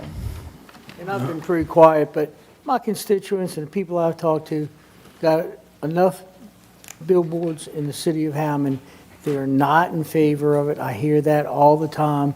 They're wanting to clean up, the city, and they're wanting it to look better. And that's what I hear all the time. So this really has nothing to do with monopoly or who we like or who we don't like. Pleasure of the council. Make a motion to approve option 1. Second.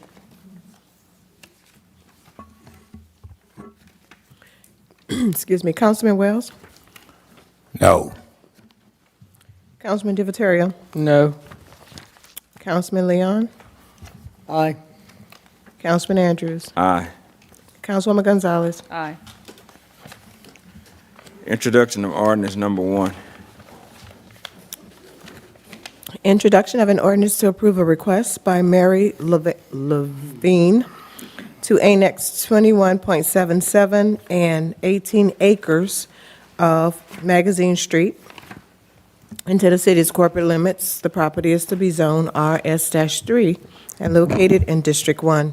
The Planning Commission, hearing no opposition, recommends adoption 4-0. Charles Barsher. Zach, excuse me, Zach, if you could go back to the previous image, which is the aerial. So what's highlighted in red is the parcel. Again, this is just an introduction, which means that if introduced tonight, there will be a public hearing set on this at the next council meeting, which is it January 7th? 14th, January 14th. The applicant is requesting to annex this into the city limits. You can see city limits are in blue, so this is very adjacent to the city limits off of Magazine Street. There are no immediate plans to develop this property, but the owner is interested in bringing it into the city limits. And I'm assuming that you're here to speak on its behalf or against it. Go Yeah, ahead. I'm Mary Levine. I live in Laranja, and I work for the owner of the land, which is Ram Limited Partnership. And he just wants to annex it to the city. Future development may be will be residential, but no plans are in place right now.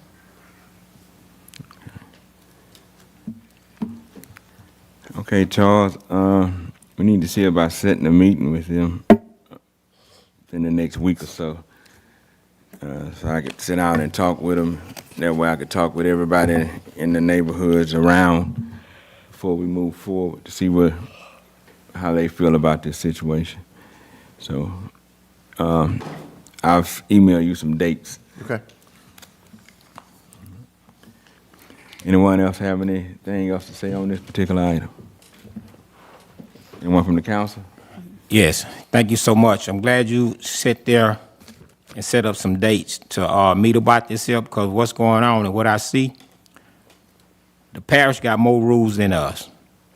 And what I'm afraid of, that if we keep annexing this property into the city limits and subdivision or whatever it's gonna be, we need to be very careful. So thank you so much, because the parish is not accepting a lot of things, and a lot of things not going in place. And I'm just gonna bring up the group homes and all that. The parish finna put something in place within the next 2 months. So we really ahead of the parish right now. So we need to be careful, because right now the parish shut down Highway 22, all these subdivisions. And my concern is what impact that these subdivisions or whatever it's gonna be, what impact that they're gonna have on the sewer. That's my biggest concern is, because we looking at one in District 3 right now, and I'd like to know what impact it's gonna have on the sewer. That's what my concern is. Thank you so much for what you're doing. Anyone else? All right. I'm going to go ahead and make a motion to go ahead and introduce this item. Second. Councilwoman Gonzalez. Aye. Councilman Leon. Aye. Councilman Wells. Aye. Councilman Divatario. Aye. Councilman Andrews. Aye.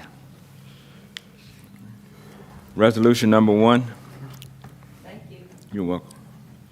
A resolution to authorize the Hammond Regional Art Center to serve, sell, or otherwise handle alcohol during the cocktail tasting event Art of the Cocktail held on Saturday, February 28, 2026, from 5 p.m. to 9 p.m. The fundraising event will take place inside the Hammond Regional Art Center, located at 217 East Thomas Street, as well as the eastern half of Morrison Park Alleyway. Melissa Griffin.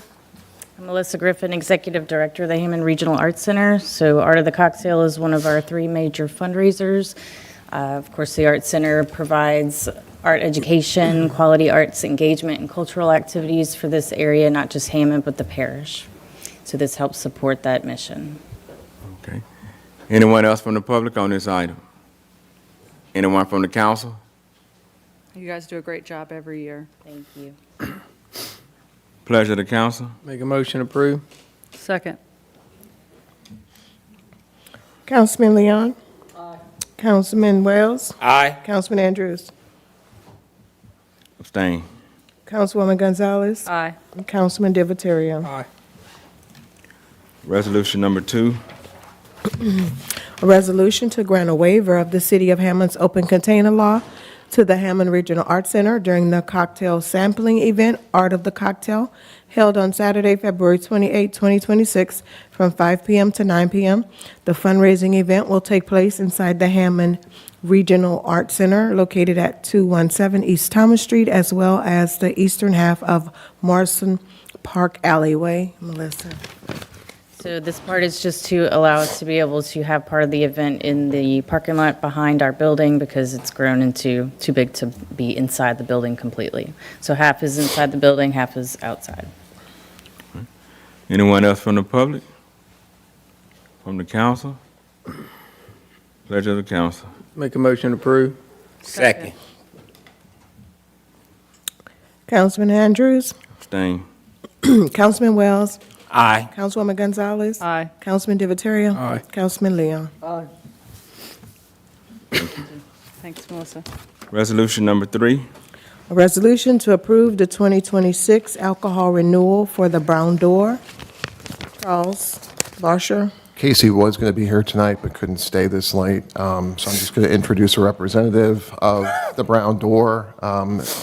The suspension that was enforced was lifted, as I understand, on November 21st, so they're currently functioning under their existing license, and they're asking for the council's approval to renew their license for next year. Mr. Fiducia. John Fiducia, I represent the Brown Door. I would ask the administration if there's any facts that have been provided that suggest that this should be denied. I cannot answer that What question. the ordinance calls for, Article 5-20. You have no facts that suggest this should be denied. I cannot speak to any facts that we have received that says it should be denied. I would recommend you address the council.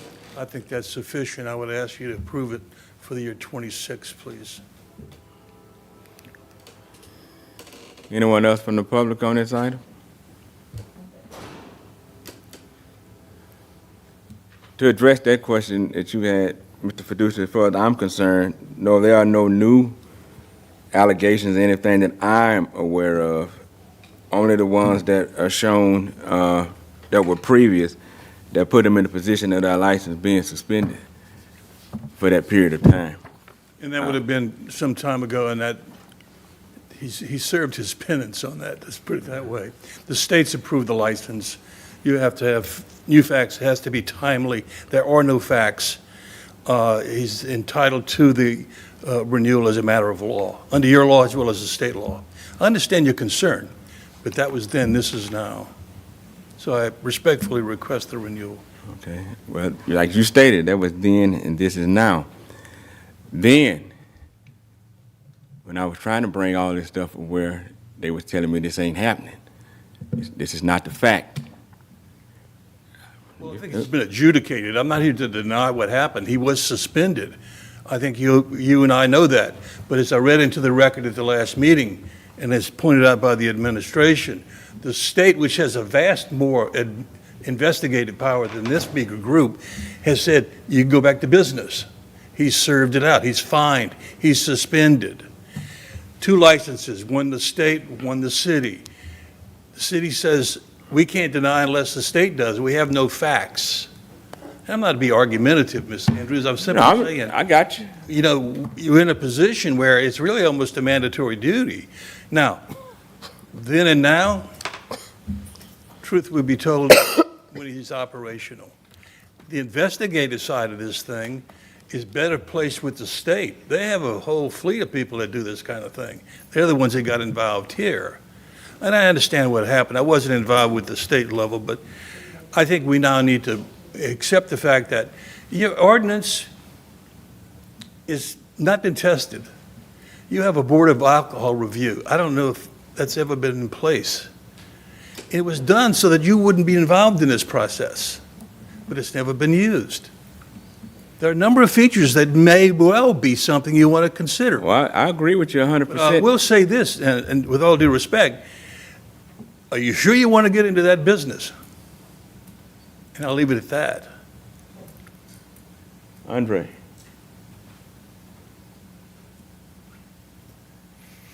Any other additional thing from the charter? Well, this is all set by ordinance, and there are specific rules and requirements they're supposed to meet. And for Casey to bring this to you would mean to me that they've met all their requirements for their alcohol renewal for next year. So there'd have to be some articulated reason standing today why you're not renewing this permit for next year. As been pointed out, if there was a previous violation, if that violation's been cured, basically, and it's not existing today. Adjudicated. Yeah, it's not existing today, then it's hard to not renew a license unless today he's not in compliance. But Andre, you say that it's been cured or adjudicated, that's at the state level. Yeah. You, Well, could you our- say that that means that that is acceptable to the city? Well, what I'm saying is the city, the whole reason why you pulled the permit earlier was because he didn't have the state license. So now that reason for your suspension is now been resolved now. It's cured. That makes sense. So it's nothing stopping us from voting on this tonight? There's nothing stopping you all from voting on this tonight, and this is for his renewal for next year. Yes. Pretty much just like we did everybody else a couple weeks, the last council meeting, right? Same issues, and the only reason why this wasn't brought up then was because of the state suspending it, which is now not the case. Okay, thank you. I'll just add that Mr. Fiducia, you gave us the commissioner's order and decision, and it does say in here that there's a probation period. So I would presume the same facts apply, that if you were to lose your license by the state, we have the same issues, the cities would go as well. So there is some... Due process would kick in. There is some assurance to the city that you are on probation with the state. So as you said, this is more of a police power with the state. And the city should be served with that, is my thought.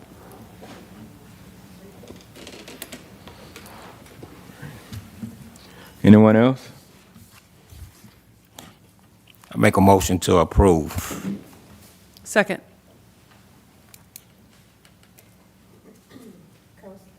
Divatario? Aye. Councilman Leon? Aye. Councilwoman Gonzalez? Aye. Councilman Wells? Aye. Councilman Andrews? I'm abstaining from it. Thank you, Ms. Andrews and Jim. You're welcome. Thank you. Resolution number 4. A resolution authorizing the mayor to enter into a memorandum of agreement between the Jefferson Parish Sheriff's Office and the Hammond Police Department for the Gulf Coast High Intensity Drug Trafficking Area Regional Task Force. Charles Barsher. This is a program that we participate in, the Hammond Police Department participates in with the Jefferson Parish Sheriff's Office and other law enforcement agencies to fight drugs in our shared area. It's basically a grant that the Jefferson Parish Sheriff's Office receives, and they sub-grant funds to the police department, our police department, for our partnership. We're asking the city to approve this as it has done in the previous years. Anyone from the public on this item? Anyone from the council? I make a motion to approve. Second. Councilman Divatario? Aye. Councilman Wells? Aye. Councilman Andrews? Aye. Councilman Leon? Aye. Councilwoman Gonzalez? Resolution number 5. Review and ratify bids received 12/4/25 for the Airport East Utility Extension, project number 616-12603. Mitch Roniger. Good evening. Mitchell Roniger, Spangler Engineering, 214 Southwest Railroad Avenue, Hammond. I'm here to present the results of the bid opening for the Airport East Utility Extension Project. Project will extend approximately 900 feet of water and sewer mains on the east side of the airport. The extension of the water and sewer mains is needed to provide services to the developing infield area over there adjacent to Industrial Park Boulevard. The bids were open Thursday, December 4th. We had 8 responsive bidders, which was a great turnout for a smaller project like this. Greenbrier Digging Service LP was the lowest responsible bidder. Their bid came in under budget. They're a good contractor that'll make fast work of the project. Recommend awarding the Airport East Utility Extension Project to Greenbrier Digging Service. All right. Anyone from the public on this item? Yes, sir. Anyone from the council? Yeah, ask a question. This was a part of the budget? Yes. This was? All right, thank you. That's it. I make a motion to approve. Second. Councilman Leon? Aye. Councilman Wells? Aye. Councilman Divatario? Aye. Councilman Andrews? Aye. Councilwoman Gonzalez? Aye. Resolution number 6. Review and Review and ratify bids received 11/2025 for El Ida Street Improvements, project number 420-12604. Mitchell Roniger. This is the results of the bid opening for the Al Ida Street Improvements Project. Project involves milling and overlaying the existing asphalt surface, installing concrete shoulders, and installing additional subsurface drainage along Al Ida Street from 190 to Gwenlyn Drive. Project aims to improve the roadside drainage, the length of Al Ida Street, while repairing the existing deteriorated roadway. Bids were opened Thursday, November 20th. We had 7 responsive bidders. Arbor Construction LLC was the lowest responsible bidder. They came in under budget. Again, that's a good contractor. They're anxious to get started with the understanding of working with the residents in the area over there before getting started too soon. Recommend awarding the Al Ida Street Improvement Project to Arbor Construction. Thank you, Mitch. Appreciate it, and I'm looking forward for this one. It'll be a good one. Yes, sir. Appreciate it. Yeah, just keep me in mind, keep me in mind a little bit so I can let them know around Absolutely. Christmas time. Before holidays come around, nothing major will be happening over there. We're not going to be destroying anybody's front yard or roadway the night before Christmas. Thank you. I appreciate that. Mr. Sal, this not gonna affect you at all, huh? Will this affect you? This is a project they doing on our leader. Will it affect you any? Yeah, a little bit. Okay. I'm a little bit concerned whenever, the bid that was put in and everything, that it just covered all the way from the 190 to Gwendolyn Drive. You don't go any further all the way to Tina. That's correct. Gwenlyn Drive to Highway 190, that stretch of Al Ida. That's the stretch that was approved at the budget by the council. Yeah, the other drainage was done prior from Gwendolyn to Tina, and then Tina was done, the asphalt was completely shot, and that was done prior, relayed, the asphalt on Tina. And then all the subsurface was put on a phase that we did about 3 years or 4 years ago. So this was to tie it into that. So the subsurface should have been already done on between Gwendolyn and Tina, should have already been installed. Previous years' projects. Yeah, Gwendolyn to Tina. Yeah, and then Tina was repaved, I think, about 2 years ago, or a year ago now, because that was washed out. But they're gonna overlay only up to. Gwendolyn, yeah, from Highway 190. Yeah. Yeah. Must be a little, Understand, all the way to Tina, yeah, which it should, yeah, well, construction company is. you including the asphalt repavement in that, Mitch? Is that, or is that coming later, the asphalt? That includes asphalt, mill, Okay. and overlay of Okay. Al Ida over there. All Yes, right. sir. Yep. We'll look at that, but see what stretch is missing, yeah. That don't make sense.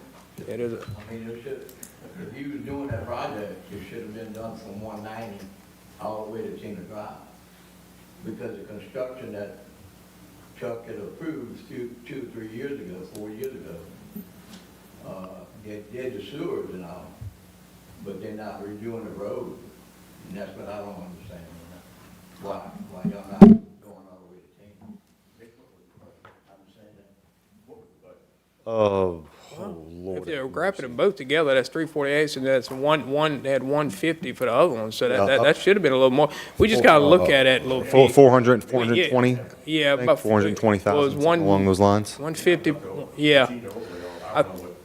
We might have a little bit, we gotta look at that, yeah. If we could get Chuck to, Yeah.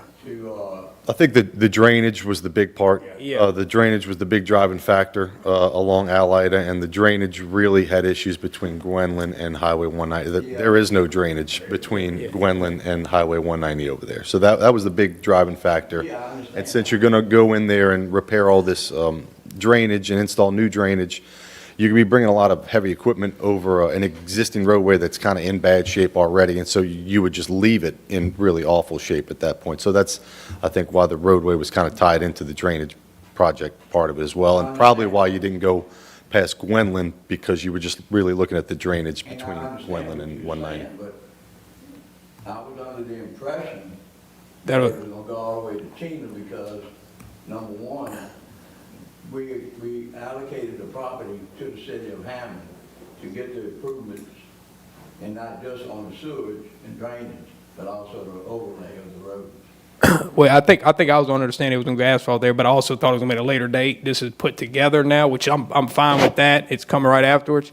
But I think there may be a little bit more money there to do it, but it probably doesn't make any sense to have Tina redone, Lida done all the way to Gwendolyn, and like a stretch of probably 100 feet maybe or so from Gwendolyn to Tina, that's probably dilapidated. So maybe we just need to look at that to see if, what does that all entail? Since it came in under budget, yeah, we should be able to take a look Yeah, at what we're trying yeah. to do. Yeah, let's, maybe we can look at that, yeah. Yes, sir. Yeah. I don't want my family to be come down and saying, hey, they stopped over here at Gwendolyn Drive and then all of a sudden. Oh, I don't want to hear I don't want to hear the calls either. So especially on Christmas. So yeah, I'm good. We'll get this. We'll look at this, Mitch, please. So That works, yes, sir. please, yeah. Thank you so much. So, Mr. Sal, so you okay with what's good? All right. All right. Get a motion, please. Make a motion. Second.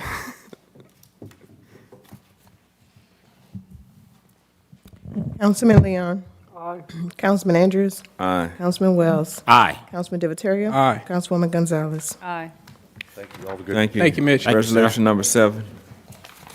A resolution supporting the submission of a $12,000 grant application to the Patrick Leahy Bulletproof Vest Partnership to purchase new and replacement body armor for the Hammond police officers, and 2, supporting a cash match of $12,000 from the Hammond Police Department. Charles Barsher. This is a grant opportunity that we pursue every year. The Bulletproof Vest Partnership allows us to purchase vests at essentially half their cost. The program puts up half the cost, the PD puts up half the cost, and we forecast out generally about 2 years. So we're looking at purchasing about 12 to 15 vests between now and the end of 2027. So about $24,000 worth of vests, and we're asking the council to approve it. All right. Anyone from the public? Council? I make a motion to approve. Second. Councilman Leon. Councilman Andrews. Aye. Councilman Divatario. Aye. Councilwoman Gonzalez. Aye. Councilman Wells. Aye. Resolution number 8.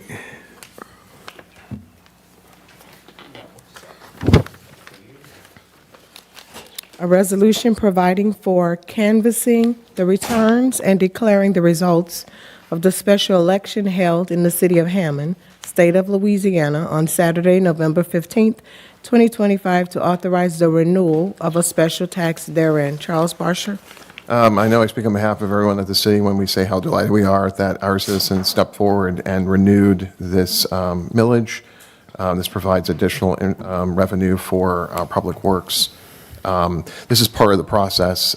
We are provided information about the vote counts. The council has to issue a resolution ratifying that count, and then we submit that to the state and to make it all official so we can collect that millage going forward. So we're asking the council to approve. All right. Anyone from the public on this item? Council? I make a motion to approve. Second. Councilman Wells. Aye. Councilman Andrews. Aye. Councilman Divatario. Aye. Councilwoman Gonzalez. Aye. Councilman Leon. Resolution number 9. That look familiar. A resolution supporting the submission. Did we just do this? Oh, it's a different. Next one. Which one we on right now? 9. No. We don't have I nine. got an 8 in my book. We're missing Authorized. something. What's number 8? You have the old one? I got 8. Oh, I got it right here. I'm just trying to make sure. For some reason, it seemed like I missed one. All right. They got another one? It's y'all fault, because I'm sleepy. That's right. A resolution authorizing the purchase of, That's it. that's it? 6 the purchase of 6 Dodge Durangos from Premier Dodge for a total of $268,597.68. State contract number 4400023795. Charles Barsher. The police department is attempting to purchase 6 new vehicles. We had 2 vehicles that were recently totaled. This was not the fault of the police department, so we're trying to replace those 2 vehicles.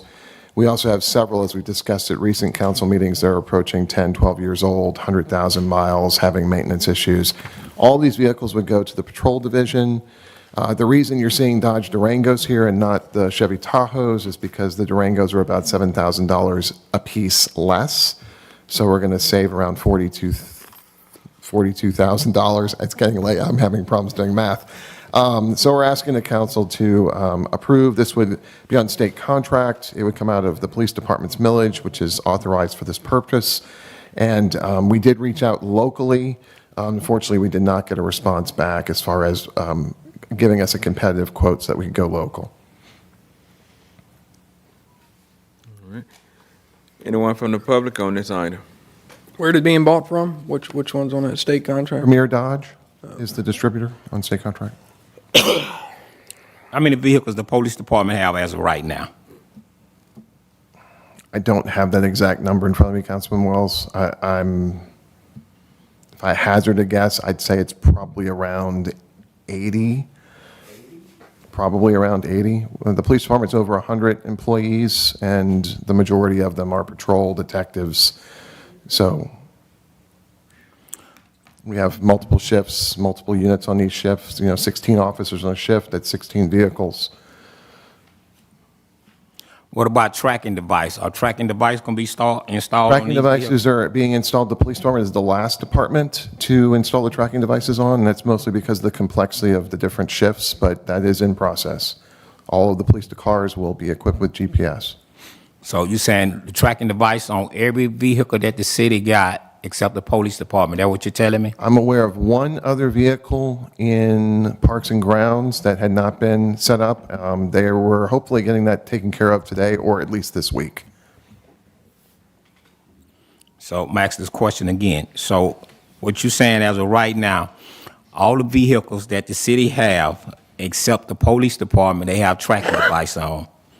My understanding from talking to IT is they've completed the installation of GPS tracking on all vehicles and, movable equipment, tractors and whatnot, in all of our city departments with the one exception in Parks and Grounds I mentioned, and they were starting on police. That is my understanding. All right, thank you. So you got to come up here.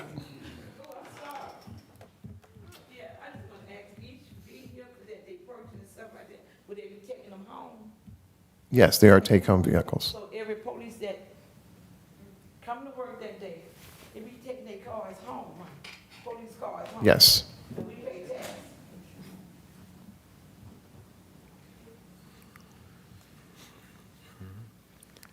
Anyone else? Pleasure of the council. Motion to approve. Second. Councilman Andrews? Aye. Councilman Divatario? Aye. Councilman Wells? No. Councilwoman Gonzalez? Aye. Councilman Leon? Reports, mayor's office. I just wanted to know if we could put number 1 back on the agenda. They wanted it back on the agenda because they don't want to keep prolonging it. Which number 1? In old business, Sherry Brown. The final adoption.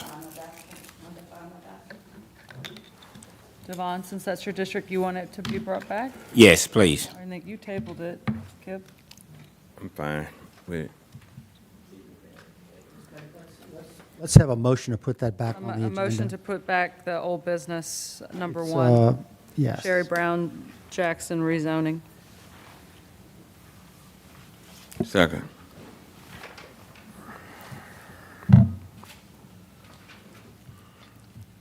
Old business number 1. And we got to take a vote on that one, to put it back on the agenda. Councilman Wells? Yes. Councilman Andrews? Aye. Councilwoman Gonzalez? Aye. Councilman Leon? and Councilman Divatario. Aye. Old business number 1. Hold on, I got to get back to it. Final adoption of an ordinance to approve a rezoning request by Sherry Brown Jackson to rezone 806 Mooney Avenue from RS-3 to RM-2 in District 3 for the construction of a duplex. The Planning and Zoning Commission, hearing no opposition, recommends adopting 3-0. Charles Barsher. As I previously stated, this went before the council previously. The applicant has requested it be brought back as her original request. This was approved by 3-0 by the Planning and Zoning Commission, is not considered spot zoning because of its proximity to other RM2 zoning across the street. Consideration of the council. Wait. Andre, so this not spot zoning at all? Well, any time you've got a situation where the zoning that completely surrounds the property is zoned differently, then there's a question about spot zoning. There's no 2 + 2 = 4. There's no bright line on what is spot zoning and what's not. I think the question can be fairly raised because the property immediately surrounding it is not zoned the same way. Now, there's property, you say adjacent, not adjoining, not next to it, but adjacent to it across the street that is the zoning that's the same. So that would mitigate toward not being a strict spot zoning. But spot zoning is implicated when all of the property surrounding it is not the same. So it's a question to be raised. But there's no bright line. There's not to say 100 feet, 200 feet. That's within your discretion. Okay. That's the only question I have. The only thing I would add to that, I concur with Dr. Ray. Historically, what we've done is looked at the zoning in totality within a block of the property. That's what we normally would do, look at within a block of the property and then make a decision. That's when we made the RM2 decision. That's how we got there. Okay. So the planning and zoning was in favor of this, right? Okay. Anyone else from the public? All right. I make a motion to approve. Second. Councilman Andrews? Aye. Councilman Wells? Aye. Councilman Divatario? Abstain. Councilwoman Gonzalez? Aye. And Councilman Leon? Thank you. Reports, Charles. My mic on. As I alluded to earlier, the mayor is actually out of state attending the International Council of Air Shows Convention.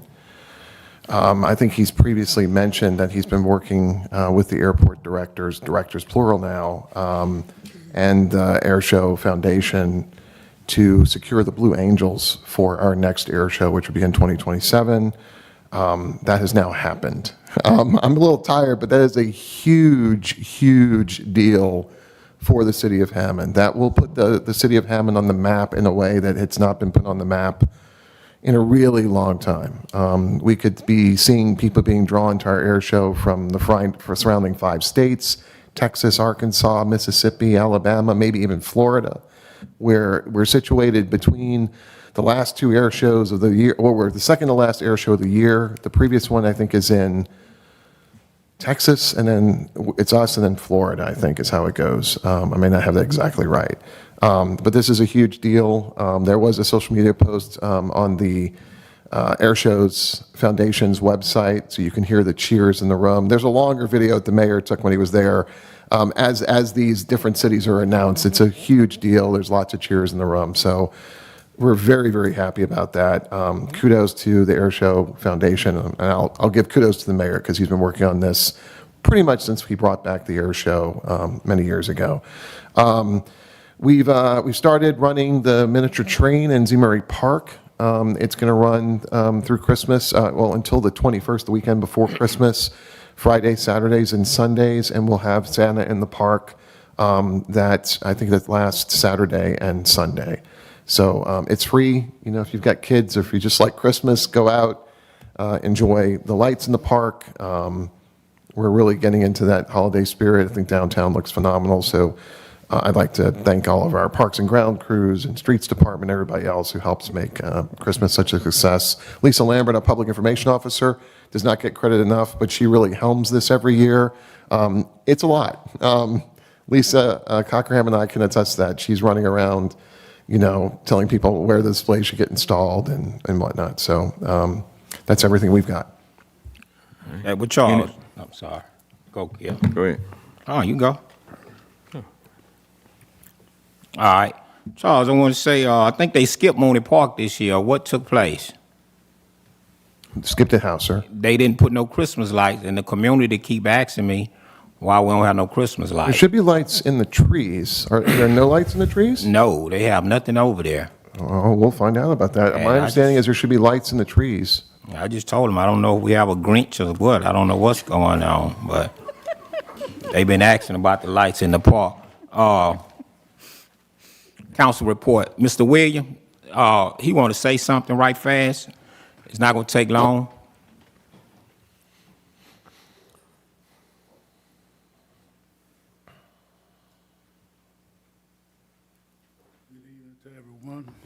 Name is William Moore.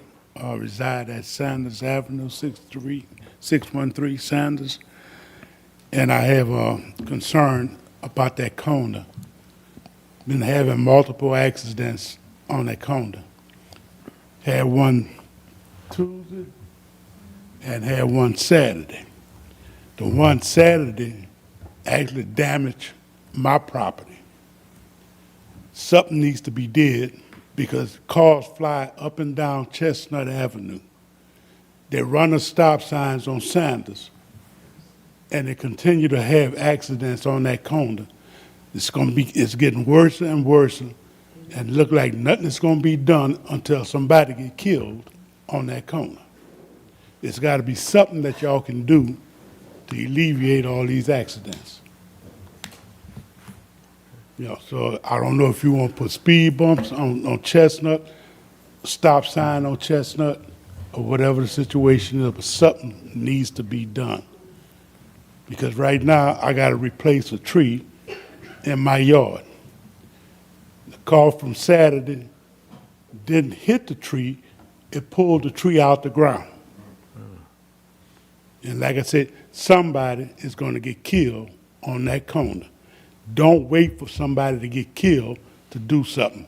Because right up Chestnut, you put a stop sign at a corner where they had an accident there. You got speed bumps on Sanders Avenue 2 blocks over. Why is it still having the same problem? And my biggest concern is that this is a corner where people turn to bring their kids to the school. There's a school zone, and it's nothing being done. I see police pass by, and that's all they do is pass by. And that's like once, maybe every 2 weeks that I see a police car come through there. Nobody is monitoring with all the accidents. I'm just talking about last week. This was just 2 accidents last week.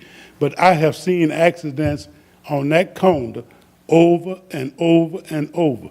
But they don't do anything about it. Yeah, so something needs to be did. Because like I said, if that tree wouldn't have been there, my house would have been damaged. My wife's car would have been totaled. Because in order for that car to pull that tree out the ground and brought it as far into my yard, that's a lot of force. Yeah. Now, I've been driving trucks for over 45 years, and I'm looking at that. I'm not an expert on all that, but I know if a car hit that tree and rip it out the ground, when Ida wasn't able to take it out the ground. All Ida did was lay the tree down. This car pulled it completely out the ground. Something needs to be did. We'll have Streets Department take a look at that. I'm looking at it in Google Maps. It's a 2-way stop, and I see that there are some large hedges on one side that may be obscuring vision of the traffic on Chestnut. I'm sorry, on Sanders coming from Chestnut. So it might be a good candidate for a 4-way stop. Yeah, so when I first got in, we had Coleman and Holly, I think. They said this is exactly the same thing that was happening. Everybody was flying down Coleman, so put a stop sign. The mayor did it, literally solved the problem. There wasn't any accidents since then. So just, I know that y'all have to pull the accident reports. Obviously, there's sufficient accidents there. And get a stop sign there with the little light that shows people that a stop sign's coming in. I've requested the little rumble strips be looked into in the past to show people that there's a stop sign, and I don't think that should be too difficult to address that issue. I'm sorry that happened to you. Natalie Evans. I live at 613 Sanders. I have been there for going on 36 years now, and I am backing up what he's saying. I have the photograph to show you that the tree that the car ran into was literally maybe, barely 4 feet away from the house as it landed. So had that tree not been there, that car would have gone through our cars straight into the living room. We had a fire burning in the fireplace at the time that this happened, and right on the opposite wall of the fireplace was where I was sitting in my office. So that could have ended in an explosion. That could have ended in the house catching fire, just in general, because of the impact from the fireplace. This is something that has been ongoing. I have called 911 twice last week because of the incidents, and there have been injuries every single time. The last time on Saturday, there was a baby that was in the car. Did you report it? That's been reported to administration previously about the concerns?